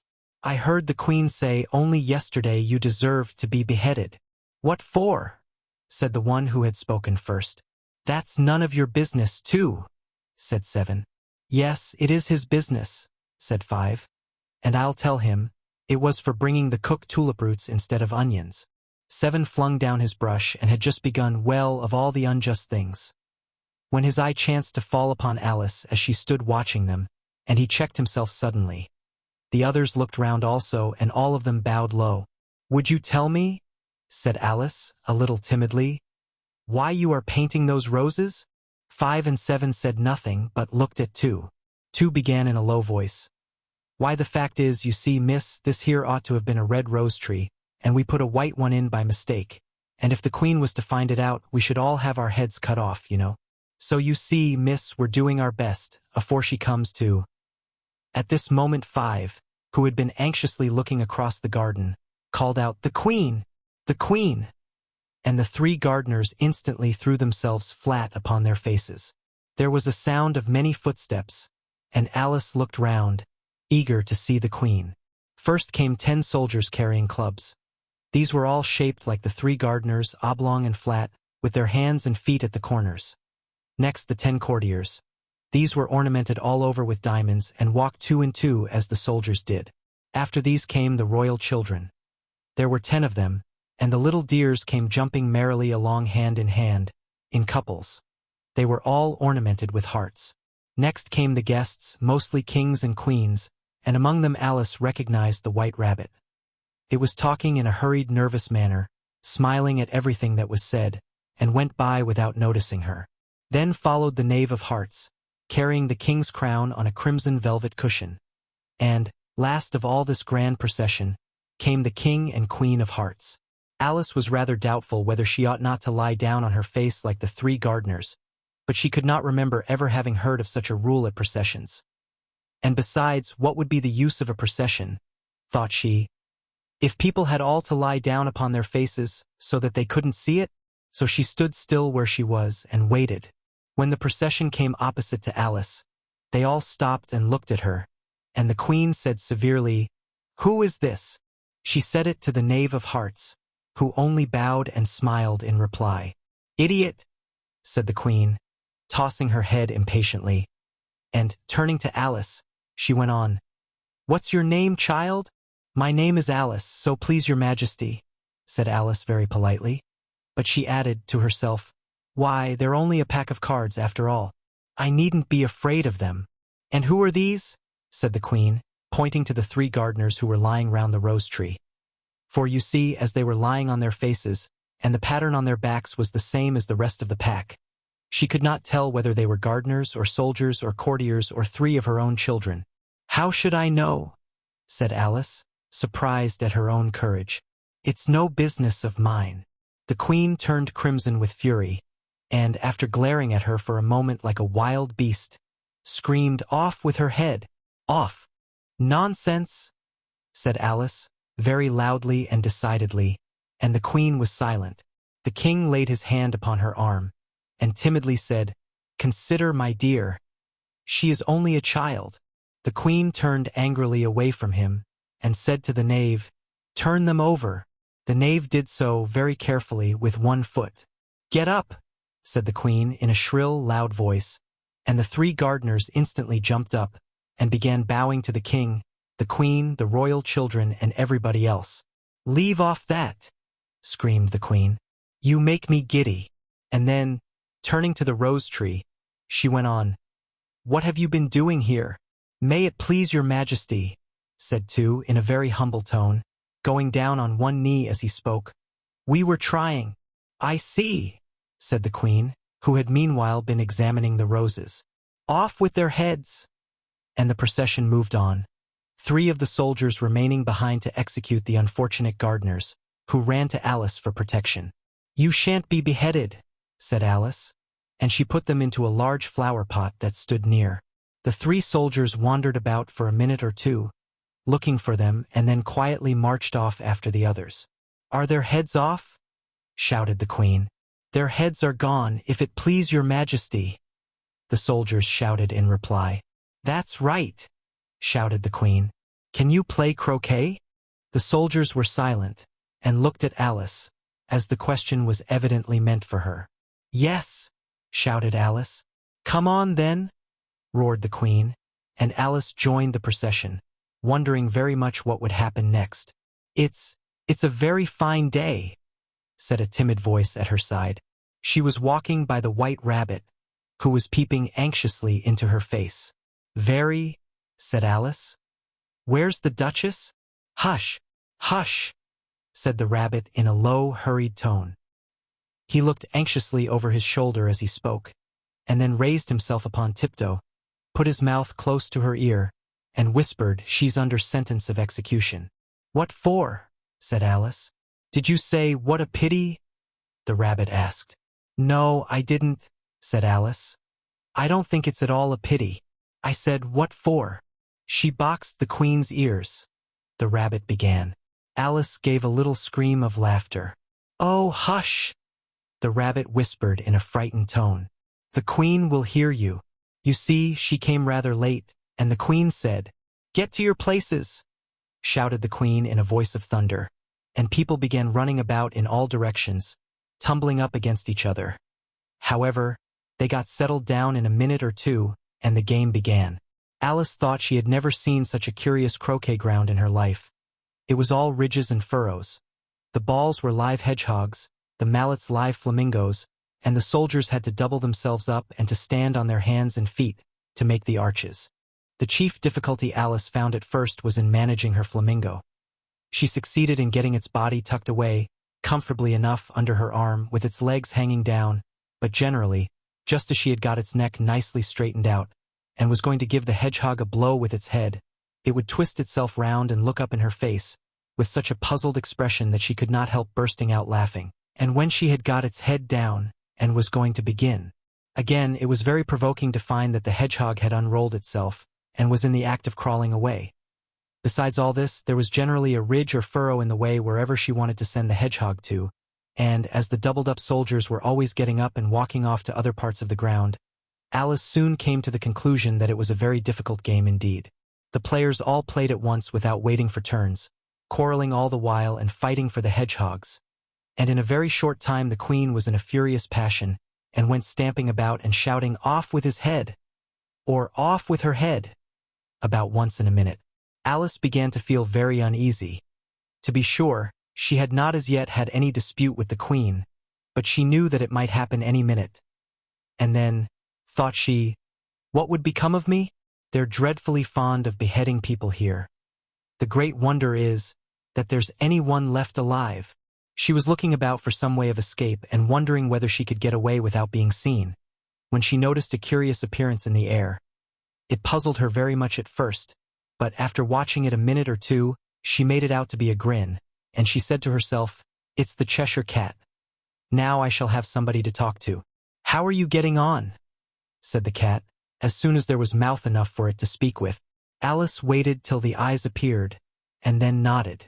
It's no use speaking to it, she thought, till its ears have come, or at least one of them. In another minute the whole head appeared, and then Alice put down her flamingo, and began an account of the game, feeling very glad she had someone to listen to her. The cat seemed to think that there was enough of it now in sight, and no more of it appeared. I don't think they play it all fairly, Alice began in rather a complaining tone. And they all quarrel so dreadfully one can't hear oneself speak, and they don't seem to have any rules in particular. At least if there are, nobody attends to them, and you've no idea how confusing it is, all the things being alive. For instance, there's the arch I've got to go through next, walking about at the other end of the ground, and I should have croqueted the queen's hedgehog just now, only it ran away when it saw mine coming.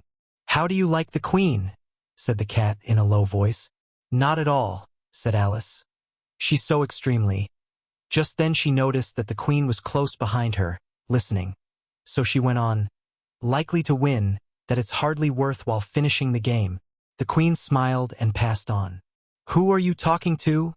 Said the king, going up to Alice, and looking at the cat's head with great curiosity. It's a friend of mine, a Cheshire Cat, said Alice. Allow me to introduce it. I don't like the look of it at all, said the king. However, it may kiss my hand if it likes. I'd rather not, the cat remarked. Don't be impertinent, said the king. And don't look at me like that. He got behind Alice as he spoke. A cat may look at a king, said Alice. I've read that in some book, but I don't remember where.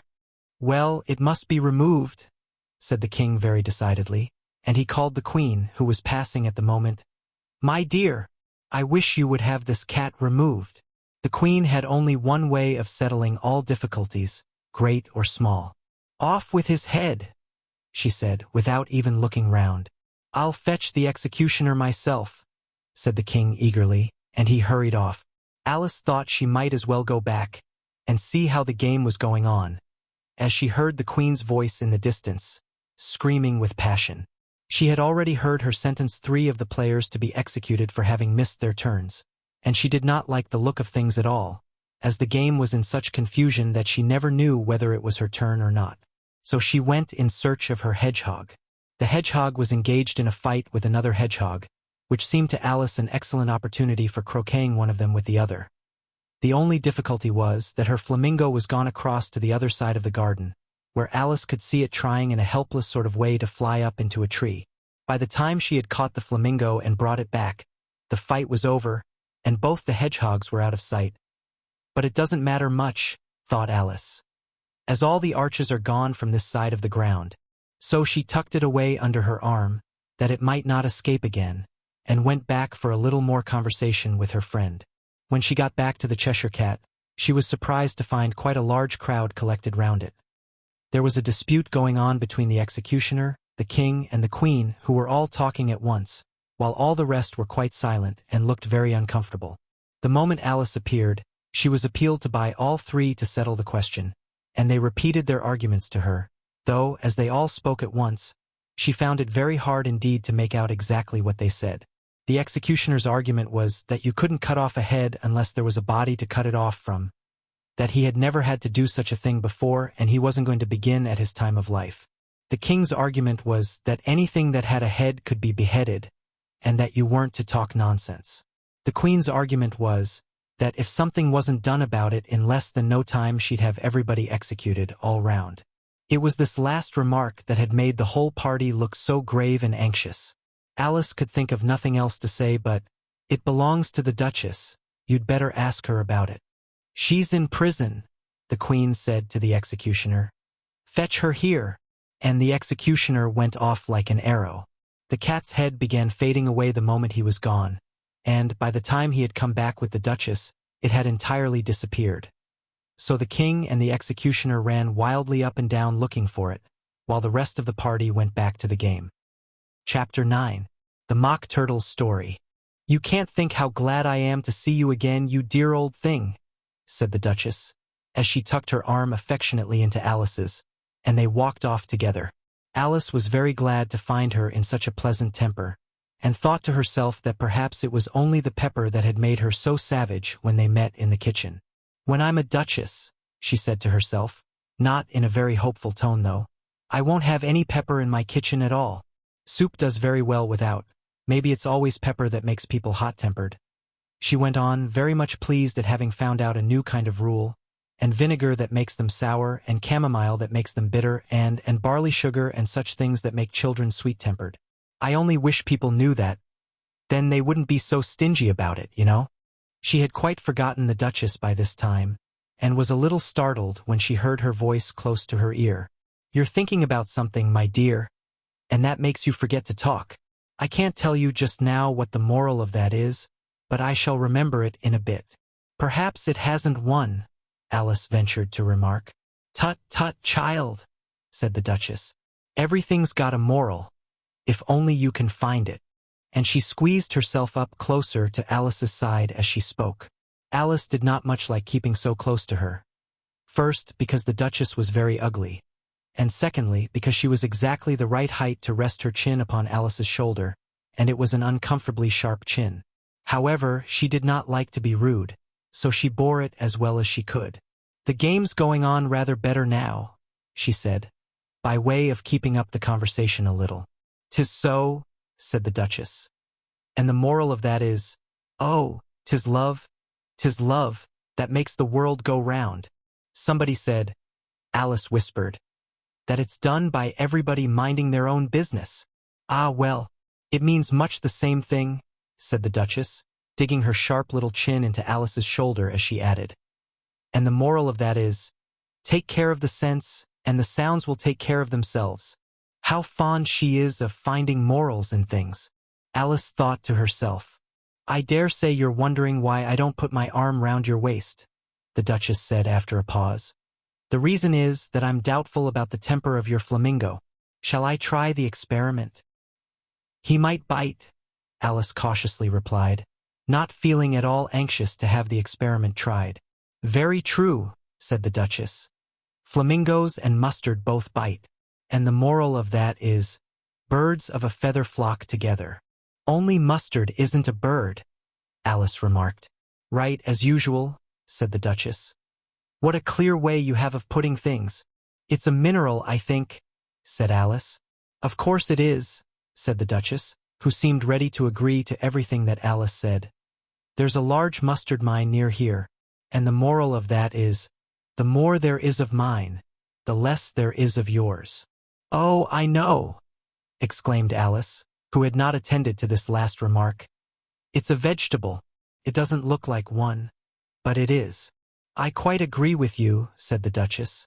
And the moral of that is, be what you would seem to be, or if you'd like it put more simply, never imagine yourself not to be otherwise than what it might appear to others that what you were or might have been was not otherwise than what you had been would have appeared to them to be otherwise. I think I should understand that better, Alice said very politely, if I had it written down, but I can't quite follow it as you say it. That's nothing to what I could say if I chose, the Duchess replied in a pleased tone. Pray don't trouble yourself to say it any longer than that, said Alice. Oh, don't talk about trouble, said the Duchess. I make you a present of everything I've said as yet. A cheap sort of present, thought Alice. I'm glad they don't give birthday presents like that. But she did not venture to say it out loud. Thinking again? The Duchess asked, with another dig of her sharp little chin. I've a right to think, said Alice sharply, for she was beginning to feel a little worried. Just about as much right, said the Duchess, as pigs have to fly and the M. But here, to Alice's great surprise, the Duchess's voice died away, even in the middle of her favorite word moral, and the arm that was linked into hers began to tremble. Alice looked up, and there stood the Queen in front of them, with her arms folded, frowning like a thunderstorm. A fine day, Your Majesty, the Duchess began in a low, weak voice. Now, I give you fair warning, shouted the Queen, stamping on the ground as she spoke. Either you or your head must be off, and that in about half no time. Take your choice. The Duchess took her choice, and was gone in a moment. Let's go on with the game, the Queen said to Alice, and Alice was too much frightened to say a word, but slowly followed her back to the croquet ground. The other guests had taken advantage of the Queen's absence, and were resting in the shade. However, the moment they saw her, they hurried back to the game, the Queen merely remarking that a moment's delay would cost them their lives. All the time they were playing, the Queen never left off quarreling with the other players, and shouting, "Off with his head!" or "Off with her head!" Those whom she sentenced were taken into custody by the soldiers, who of course had to leave off being arches to do this, so that by the end of half an hour or so there were no arches left, and all the players, except the King, the Queen, and Alice, were in custody and under sentence of execution. Then the Queen left off, quite out of breath, and said to Alice, Have you seen the Mock Turtle yet? No, said Alice. I don't even know what a mock turtle is. It's the thing mock turtle soup is made from, said the Queen. I never saw one or heard of one, said Alice. Come on then, said the Queen, and he shall tell you his history. As they walked off together, Alice heard the King say in a low voice, to the company generally, You are all pardoned. Come, that's a good thing, she said to herself, for she had felt quite unhappy at the number of executions the Queen had ordered. They very soon came upon a griffin, lying fast asleep in the sun. If you don't know what a griffin is, look at the picture. Up, lazy thing, said the Queen, and take this young lady to see the Mock Turtle and to hear his history. I must go back and see after some executions I have ordered. And she walked off, leaving Alice alone with the griffin. Alice did not quite like the look of the creature, but on the whole she thought it would be quite as safe to stay with it as to go after that savage Queen. So she waited. The griffin sat up and rubbed its eyes. Then it watched the Queen till she was out of sight. Then it chuckled. What fun! Said the griffin, half to itself, half to Alice. What is the fun? Said Alice. Why, said the griffin. It's all her fancy that they never executes nobody, you know. Come on. Everybody says, come on. Here, thought Alice as she went slowly after it. I never was so ordered about in all my life, never. They had not gone far before they saw the Mock Turtle in the distance, sitting sad and lonely on a little ledge of rock, and, as they came nearer, Alice could hear him sighing as if his heart would break. She pitied him deeply. What is his sorrow? She asked the griffin, and the griffin answered very nearly in the same words as before. It's all his fancy that he hasn't got no sorrow, you know. Come on. So they went up to the Mock Turtle, who looked at them with large eyes full of tears, but said nothing.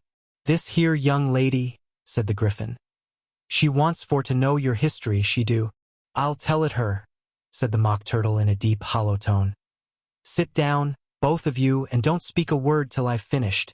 So they sat down, and nobody spoke for some minutes. Alice thought to herself, I don't see how he can ever finish if he doesn't begin. But she waited patiently. Once, said the Mock Turtle at last, with a deep sigh, I was a real turtle. These words were followed by a very long silence, broken only by an occasional exclamation of HJCKRRH from the griffin, and the constant heavy sobbing of the Mock Turtle. Alice was very nearly getting up and saying, Thank you, sir, for your interesting story. But she could not help thinking there must be more to come, so she sat still and said nothing.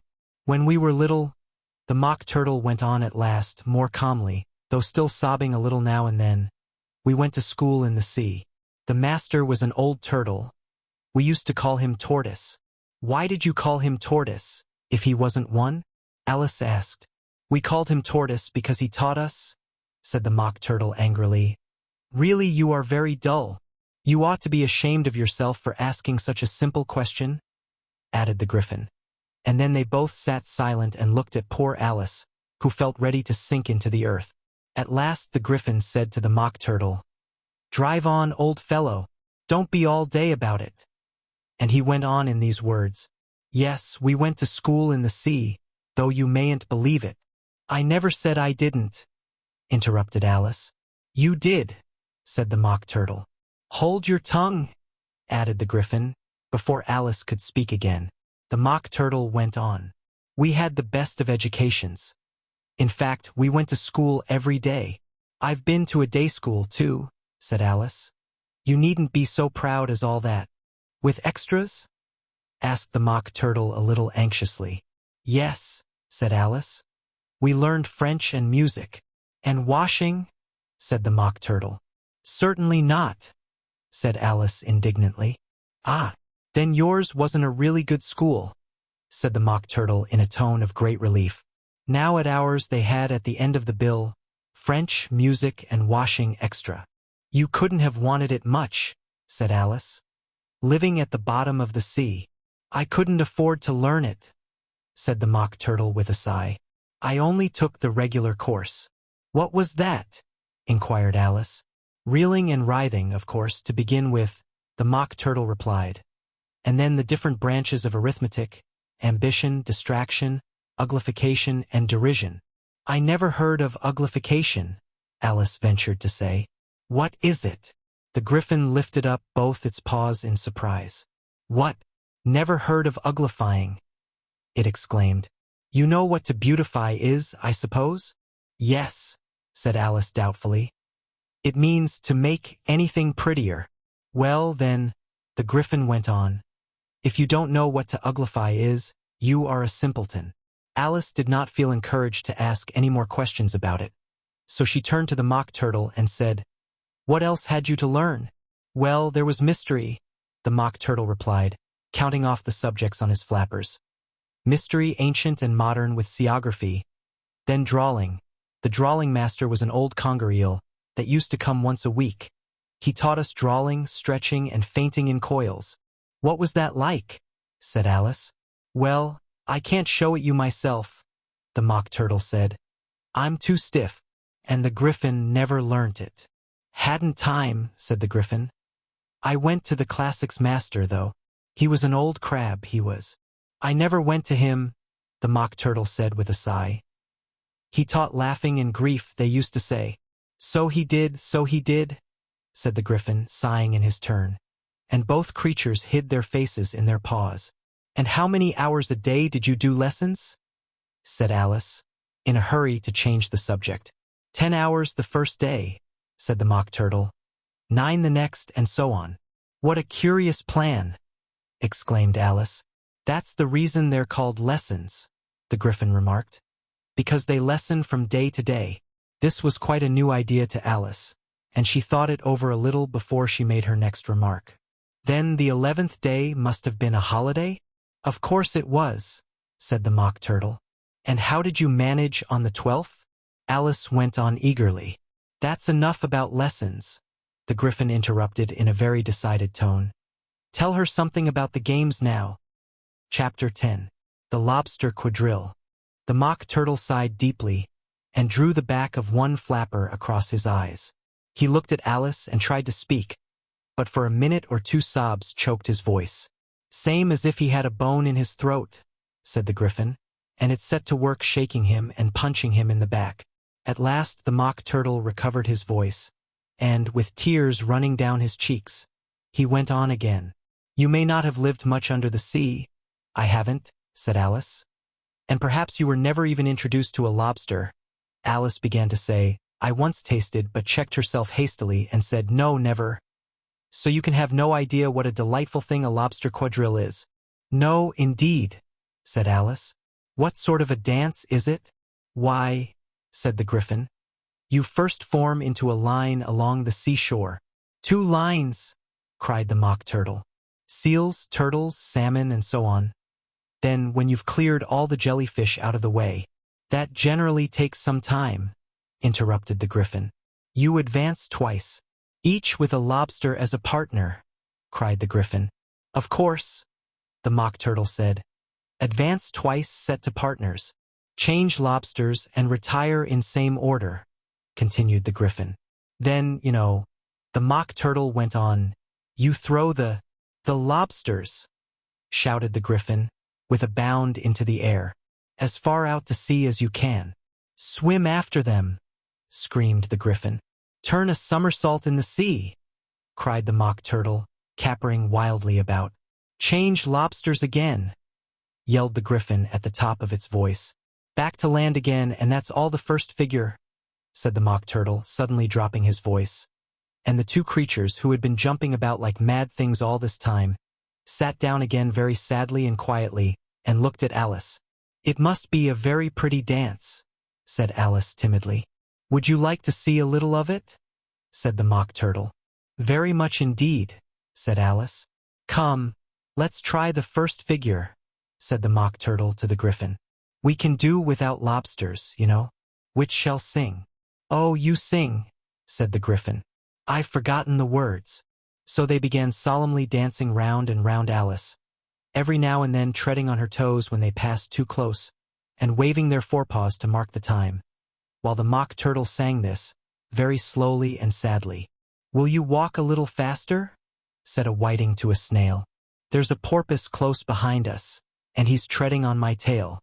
See how eagerly the lobsters and the turtles all advance. They are waiting on the shingle. Will you come and join the dance? Will you, won't you, will you, won't you, will you join the dance? Will you, won't you, will you, won't you join the dance? You can really have no notion how delightful it will be when they take us up and throw us with the lobsters out to sea. But the snail replied, too far, and gave a look askance. Said he thanked the whiting kindly, but he would not join the dance. Would not, could not join the dance. Would not, could not join the dance. What matters it how far we go? His scaly friend replied. There is another shore, upon the other side. The further off from England the nearer is to France. Then turn not pale, beloved snail, but come and join the dance. Will you, won't you, will you, won't you join the dance? Will you, won't you, will you, won't you join the dance? Thank you. It's a very interesting dance to watch, said Alice, feeling very glad that it was over at last. And I do so like that curious song about the whiting. Oh, as to the whiting, said the Mock Turtle. You've seen them, of course? Yes, said Alice. I've often seen them at Din. She checked herself hastily. I don't know where Din may be, said the Mock Turtle. But if you've seen them so often, of course you know what they're like. I believe so, Alice replied thoughtfully. They have their tails in their mouths, and they're all over crumbs. You're wrong about the crumbs, said the Mock Turtle. Crumbs would all wash off in the sea, but they have their tails in their mouths, and the reason is... Here the Mock Turtle yawned and shut his eyes. Tell her about the reason and all that, he said to the Griffin. The reason is, said the Griffin, that they would go with the lobsters to the dance. So they got thrown out to sea. So they had to fall a long way. So they got their tails fast in their mouths. So they couldn't get them out again. That's all. Thank you, said Alice. It's very interesting. I never knew so much about a whiting before. I can tell you more than that, if you like, said the Griffin. Do you know why it's called a whiting? I never thought about it, said Alice. Why? It does the boots and shoes, the Griffin replied very solemnly. Alice was thoroughly puzzled. Does the boots and shoes? She repeated in a wondering tone. Why, what are your shoes done with? Said the Griffin. I mean, what makes them so shiny? Alice looked down at them and considered a little before she gave her answer. They're done with blacking, I believe. Boots and shoes under the sea, the Griffin went on in a deep voice, are done with a whiting. Now you know. And what are they made of? Alice asked in a tone of great curiosity. Soles and eels, of course, the Griffin replied rather impatiently. Any shrimp could have told you that. If I'd been the whiting, said Alice, whose thoughts were still running on the song, I'd have said to the porpoise, keep back, please. We don't want you with us. They were obliged to have him with them, the Mock Turtle said. No wise fish would go anywhere without a porpoise. Wouldn't it really? Said Alice in a tone of great surprise. Of course not, said the Mock Turtle. Why, if a fish came to me and told me he was going a journey, I should say, with what porpoise? Don't you mean purpose? Said Alice.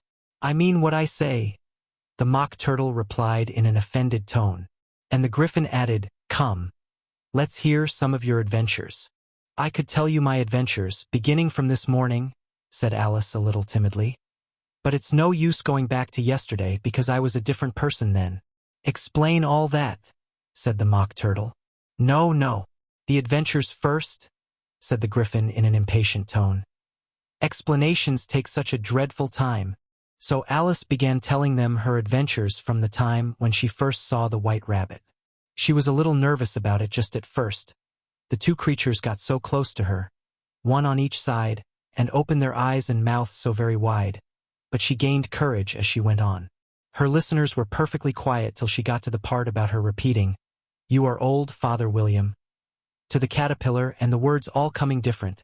And then the Mock Turtle drew a long breath and said, "That's very curious." "It's all about as curious as it can be," said the Griffin. "It all came different," the Mock Turtle repeated thoughtfully. "I should like to hear her try and repeat something now. Tell her to begin." He looked at the griffin as if he thought it had some kind of authority over Alice. "Stand up and repeat. 'Tis the voice of the sluggard," said the griffin. "How the creatures order one about and make one repeat lessons," thought Alice. "I might as well be at school at once." However, she got up and began to repeat it, but her head was so full of the lobster quadrille that she hardly knew what she was saying, and the words came very queer indeed. "'Tis the voice of the lobster. I heard him declare, 'You have baked me too brown. I must sugar my hair.' As a duck with its eyelids, so he with his nose trims his belt and his buttons and turns out his toes." Later editions continued as follows. "When the sands are all dry, he is gay as a lark, and will talk in contemptuous tones of the shark. But when the tide rises and sharks are around, his voice has a timid and tremulous sound." "That's different from what I used to say when I was a child," said the griffin. "Well, I never heard it before," said the Mock Turtle. "But it sounds uncommon nonsense." Alice said nothing. She had sat down with her face in her hands, wondering if anything would ever happen in a natural way again. "I should like to have it explained," said the Mock Turtle. "She can't explain it," said the griffin hastily. "Go on with the next verse." "But about his toes?" the Mock Turtle persisted. "How could he turn them out with his nose, you know? It's the first position in dancing," Alice said, but was dreadfully puzzled by the whole thing and longed to change the subject. "Go on with the next verse," the griffin repeated impatiently. "It begins, 'I passed by his garden.'" Alice did not dare to disobey, though she felt sure it would all come wrong, and she went on in a trembling voice.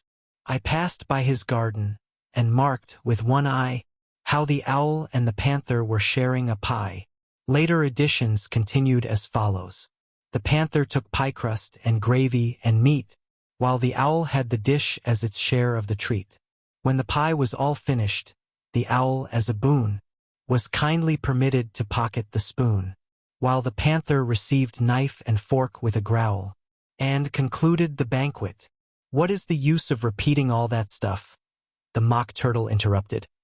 "If you don't explain it as you go on, it's by far the most confusing thing I ever heard." "Yes, I think you'd better leave off," said the griffin, and Alice was only too glad to do so.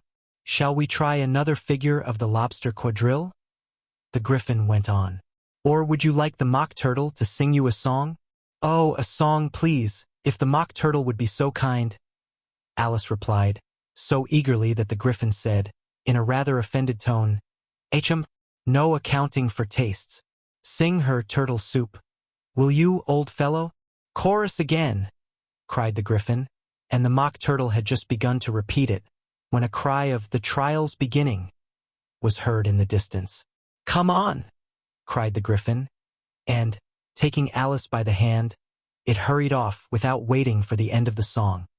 Chapter 11. Who Stole the Tarts? The King and Queen of Hearts were seated on their throne when they arrived, with a great crowd assembled about them. All sorts of little birds and beasts, as well as the whole pack of cards. The knave was standing before them in chains, with a soldier on each side to guard him, and near the king was the White Rabbit, with a trumpet in one hand and a scroll of parchment in the other. In the very middle of the court was a table, with a large dish of tarts upon it. They looked so good that it made Alice quite hungry to look at them. "I wish they'd get the trial done," she thought, "and hand round the refreshments." But there seemed to be no chance of this, so she began looking at everything about her, to pass away the time. Alice had never been in a court of justice before, but she had read about them in books, and she was quite pleased to find that she knew the name of nearly everything there. "That's the judge," she said to herself, "because of his great wig." The judge, by the way, was the king, and as he wore his crown over the wig, look at the frontispiece if you want to see how he did it. He did not look at all comfortable, and it was certainly not becoming. "And that's the jury box," thought Alice, "and those 12 creatures." She was obliged to say creatures. You see, because some of them were animals and some were birds. "I suppose they are the jurors." She said this last word 2 or 3 times over to herself, being rather proud of it. For she thought, and rightly too, that very few little girls of her age knew the meaning of it at all. However, jurymen would have done just as well. The 12 jurors were all writing very busily on slates. "What are they doing?" Alice whispered to the Griffin. "They can't have anything to put down yet, before the trial's begun." "They're putting down their names," the Griffin whispered in reply, "for fear they should forget them before the end of the trial." "Stupid things," Alice began in a loud, indignant voice, but she stopped hastily, for the White Rabbit cried out, "Silence in the court!" And the king put on his spectacles and looked anxiously round, to make out who was talking. Alice could see, as well as if she were looking over their shoulders, that all the jurors were writing down "stupid things" on their slates, and she could even make out that one of them didn't know how to spell stupid, and that he had to ask his neighbor to tell him. "A nice muddle their slates'll be in before the trial's over," thought Alice. One of the jurors had a pencil that squeaked. This, of course, Alice could not stand, and she went round the court and got behind him, and very soon found an opportunity of taking it away. She did it so quickly that the poor little juror, it was Bill the Lizard, could not make out at all what had become of it. So, after hunting all about for it, he was obliged to write with one finger for the rest of the day, and this was of very little use as it left no mark on the slate. "Harold, read the accusation," said the king. On this the White Rabbit blew 3 blasts on the trumpet, and then unrolled the parchment scroll and read as follows. "The Queen of Hearts, she made some tarts, all on a summer day. The Knave of Hearts, he stole those tarts, and took them quite away. Consider your verdict," the king said to the jury.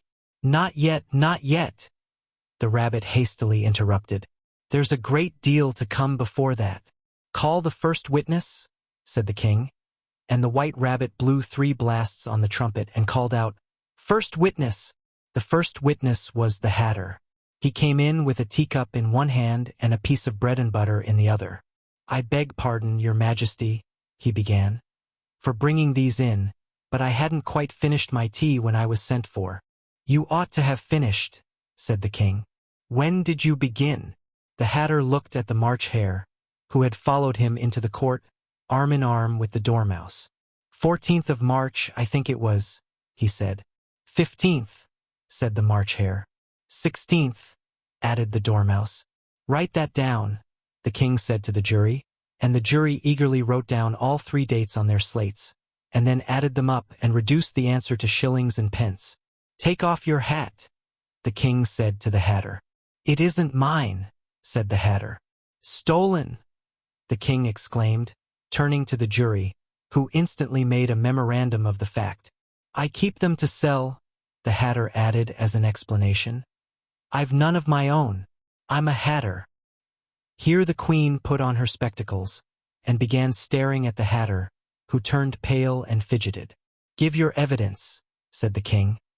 "And don't be nervous or I'll have you executed on the spot." This did not seem to encourage the witness at all. He kept shifting from one foot to the other, looking uneasily at the queen, and in his confusion he bit a large piece out of his teacup instead of the bread and butter. Just at this moment Alice felt a very curious sensation, which puzzled her a good deal until she made out what it was. She was beginning to grow larger again, and she thought at first she would get up and leave the court, but on second thoughts she decided to remain where she was as long as there was room for her. "I wish you wouldn't squeeze so," said the Dormouse, who was sitting next to her. "I can hardly breathe." "I can't help it," said Alice very meekly. "I'm growing." "You've no right to grow here," said the Dormouse. "Don't talk nonsense," said Alice more boldly. "You know you're growing too." "Yes, but I grow at a reasonable pace," said the Dormouse. "Not in that ridiculous fashion." And he got up very sulkily and crossed over to the other side of the court. All this time the queen had never left off staring at the Hatter, and, just as the Dormouse crossed the court, she said to one of the officers of the court, "Bring me the list of the singers in the last concert," on which the wretched Hatter trembled so that he shook both his shoes off. "Give your evidence," the king repeated angrily, "or I'll have you executed, whether you're nervous or not." "I'm a poor man, your majesty," the Hatter began in a trembling voice, "and I hadn't begun my tea, not above a week or so, and what with the bread and butter getting so thin and the twinkling of the tea." "The twinkling of the what?" said the king. "It began with the tea," the Hatter replied. "Of course twinkling begins with a T," said the king sharply. "Do you take me for a dunce? Go on." "I'm a poor man," the hatter went on, and most things twinkled after that. Only the March Hare said, "I didn't." The March Hare interrupted in a great hurry. "You did," said the hatter. "I deny it," said the March Hare. "He denies it," said the king. "Leave out that part." "Well, at any rate," the Dormouse said, the hatter went on, looking anxiously round to see if he would deny it too. But the Dormouse denied nothing, being fast asleep. "After that," continued the hatter, "I cut some more bread and butter." "But what did the Dormouse say?" one of the jury asked. "That I can't remember," said the hatter. "You must remember," remarked the king, "or I'll have you executed." The miserable hatter dropped his teacup and bread and butter, and went down on one knee. "I'm a poor man, your majesty," he began. "You're a very poor speaker," said the king. Here one of the guinea pigs cheered, and was immediately suppressed by the officers of the court. As that is rather a hard word, I will just explain to you how it was done. They had a large canvas bag, which tied up at the mouth with strings. Into this they slipped the guinea pig, head first, and then sat upon it. "I'm glad I've seen that done," thought Alice. "I've so often read in the newspapers at the end of trials. There was some attempts at applause which was immediately suppressed by the officers of the court, and I never understood what it meant till now." "If that's all you know about it, you may stand down," continued the king. "I can't go no lower," said the hatter. "I'm on the floor as it is." "Then you may sit down," the king replied. Here the other guinea pig cheered, and was suppressed. "Come, that finished the guinea pigs," thought Alice. "Now we shall get on better." "I'd rather finish my tea," said the hatter, with an anxious look at the queen, who was reading the list of singers. "You may go," said the king, and the hatter hurriedly left the court, without even waiting to put his shoes on. "And just take his head off outside," the queen added to one of the officers. But the hatter was out of sight before the officer could get to the door. "Call the next witness," said the king. The next witness was the Duchess's cook. She carried the pepper box in her hand, and Alice guessed who it was, even before she got into the court, by the way the people near the door began sneezing all at once. "Give your evidence," said the king. "Shan't," said the cook. The king looked anxiously at the White Rabbit, who said in a low voice, "Your Majesty must cross-examine this witness." "Well, if I must, I must," the king said, with a melancholy air, and after folding his arms and frowning at the cook till his eyes were nearly out of sight, he said in a deep voice, "What are tarts made of?" "Pepper, mostly," said the cook. "Treacle," said a sleepy voice behind her. "Collar that dormouse," the queen shrieked out. "Behead that dormouse. Turn that dormouse out of court. Suppress him. Pinch him. Off with his whiskers." For some minutes the whole court was in confusion, getting the dormouse turned out, and by the time they had settled down again, the cook had disappeared. "Never mind," said the king with an air of great relief. "Call the next witness." And he added in an undertone to the queen, "Really, my dear, you must cross-examine the next witness. It quite makes my forehead ache." Alice watched the White Rabbit as he fumbled over the list, feeling very curious to see what the next witness would be like. "For they haven't got much evidence yet," she said to herself. Imagine her surprise when the White Rabbit read out, at the top of his shrill little voice, the name Alice. Chapter 12. Alice's Evidence. "Here!" cried Alice, quite forgetting in the flurry of the moment how large she had grown in the last few minutes, and she jumped up in such a hurry that she tipped over the jury box with the edge of her skirt, upsetting all the jurymen onto the heads of the crowd below, and there they lay sprawling about, reminding her very much of a globe of goldfish she had accidentally upset the week before. "Oh, I beg your pardon," she exclaimed in a tone of great dismay, and began picking them up again as quickly as she could, for the accident of the goldfish kept running in her head, and she had a vague sort of idea that they must be collected at once and put back into the jury box or they would die. "The trial cannot proceed," said the king in a very grave voice, "until all the jurymen are back in their proper places, all," he repeated with great emphasis, looking hard at Alice as he said so. Alice looked at the jury box and saw that, in her haste, she had put the lizard in head downwards, and the poor little thing was waving its tail about in a melancholy way, being quite unable to move. She soon got it out again and put it right. Not that it signifies much, she said to herself. I should think it would be quite as much use in the trial one way up as the other. As soon as the jury had a little recovered from the shock of being upset, and their slates and pencils had been found and handed back to them, they set to work very diligently to write out a history of the accident, all except the lizard, who seemed too much overcome to do anything but sit with its mouth open, gazing up into the roof of the court. What do you know about this business? The king said to Alice. Nothing, said Alice. Nothing whatever? Persisted the king. Nothing whatever, said Alice. That's very important, the king said, turning to the jury. They were just beginning to write this down on their slates, when the White Rabbit interrupted. Unimportant, your majesty means, of course, he said in a very respectful tone, but frowning and making faces at him as he spoke. Unimportant, of course, I meant, the king hastily said, and went on to himself in an undertone. Important, unimportant, unimportant, important. As if he were trying which word sounded best. Some of the jury wrote it down important, and some unimportant. Alice could see this as she was near enough to look over their slates. But it doesn't matter a bit, she thought to herself. At this moment the king, who had been for some time busily writing in his notebook, cackled out silence, and read out from his book, Rule 42. All persons more than a mile high to leave the court. Everybody looked at Alice. I'm not a mile high, said Alice. You are, said the king. Nearly 2 miles high, added the queen. Well, I shan't go at any rate, said Alice. Besides, that's not a regular rule. You invented it just now. It's the oldest rule in the book, said the king. Then it ought to be number 1, said Alice. The king turned pale and shut his notebook hastily.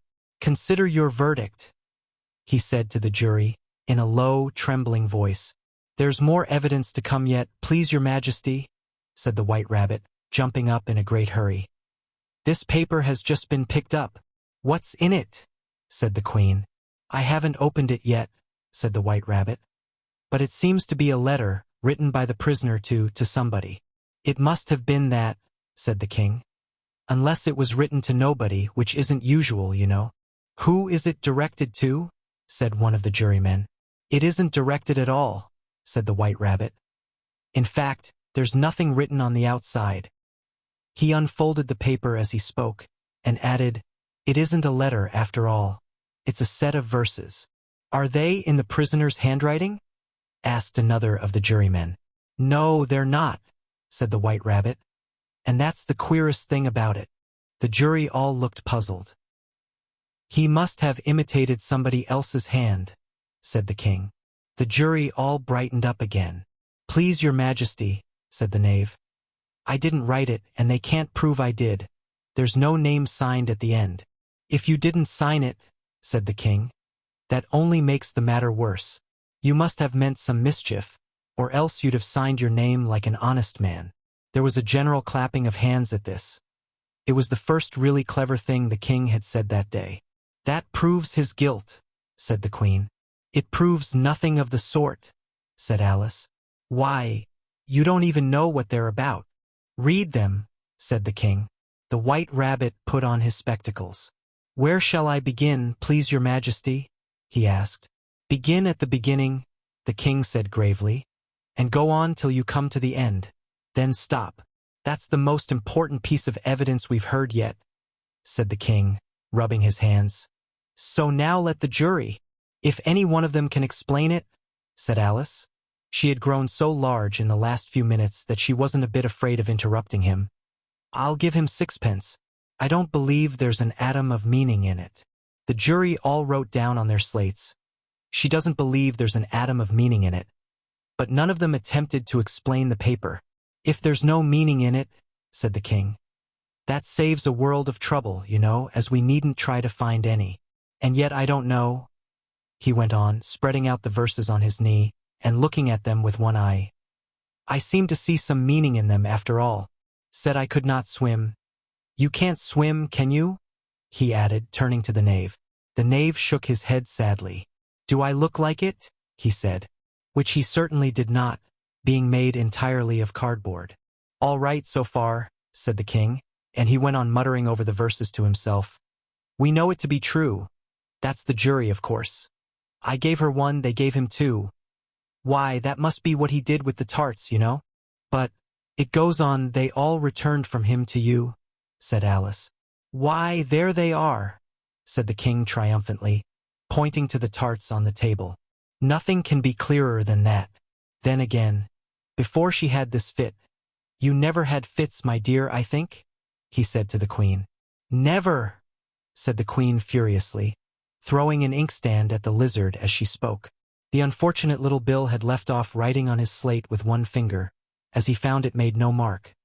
But he now hastily began again, using the ink that was trickling down his face as long as it lasted. "Then the words don't fit you," said the king, looking round the court with a smile. There was a dead silence. "It's a pun," the king added in an offended tone, and everybody laughed. "Let the jury consider their verdict," the king said, for about the 20th time that day. "No, no," said the queen. "Sentence first, verdict afterwards." "Stuff and nonsense," said Alice loudly. "The idea of having the sentence first." "Hold your tongue," said the queen, turning purple. "I won't," said Alice. "Off with her head," the queen shouted at the top of her voice. Nobody moved. "Who cares for you?" said Alice.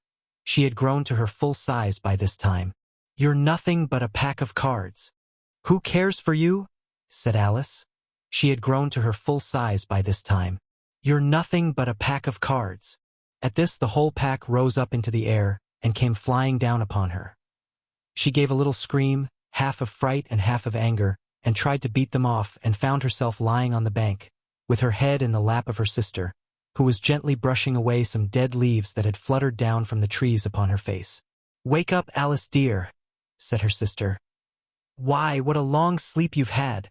"Oh, I've had such a curious dream," said Alice, and she told her sister, as well as she could remember them, all these strange adventures of hers that you have just been reading about. And when she had finished, her sister kissed her and said, "It was a curious dream, dear, certainly, but now run in to your tea, it's getting late." So Alice got up and ran off, thinking while she ran, as well she might, what a wonderful dream it had been. But her sister sat still just as she left her, leaning her head on her hand, watching the setting sun, and thinking of little Alice and all her wonderful adventures, till she too began dreaming after a fashion, and this was her dream. First, she dreamed of little Alice herself, and once again the tiny hands were clasped upon her knee, and the bright, eager eyes were looking up into hers. She could hear the very tones of her voice, and see that queer little toss of her head to keep back the wandering hair that would always get into her eyes. And still as she listened or seemed to listen, the whole place around her became alive with the strange creatures of her little sister's dream. The long grass rustled at her feet as the white rabbit hurried by, the frightened mouse splashed his way through the neighboring pool. She could hear the rattle of the teacups as the March Hare and his friends shared their never-ending meal, and the shrill voice of the queen ordering off her unfortunate guests to execution. Once more the pig baby was sneezing on the duchess's knee, while plates and dishes crashed around it. Once more the shriek of the griffin, the squeaking of the lizard's slate, pencil, and the choking of the suppressed guinea pigs filled the air, mixed up with the distant sobs of the miserable mock turtle. So she sat on, with closed eyes, and half believed herself in Wonderland, though she knew she had but to open them again, and all would change to dull reality. The grass would be only rustling in the wind, and the pool rippling to the waving of the reeds. The rattling teacups would change to tinkling sheep bells, and the queen's shrill cries to the voice of the shepherd boy, and the sneeze of the baby, the shriek of the griffin, and all the other queer noises, would change, she knew, to the confused clamor of the busy farmyard, while the lowing of the cattle in the distance would take the place of the mock turtle's heavy sobs. Lastly, she pictured to herself how this same little sister of hers would, in the aftertime, be herself a grown woman, and how she would keep, through all her riper years, the simple and loving heart of her childhood, and how she would gather about her other little children, and make their eyes bright and eager with many a strange tale, perhaps even with the dream of Wonderland of long ago, and how she would feel with all their simple sorrows and find a pleasure in all their simple joys, remembering her own child life and the happy summer days. The end. And that concludes this book of adventure. If you enjoyed the story, don't forget to hit that like button. It really helps the channel grow. Share this audiobook with fellow fantasy lovers. And if you haven't already, subscribe to the Voxlore and ring the bell so you never miss a new tale. Until next time, keep your imagination wild and your stories legendary. See you in the next adventure. Asterisk.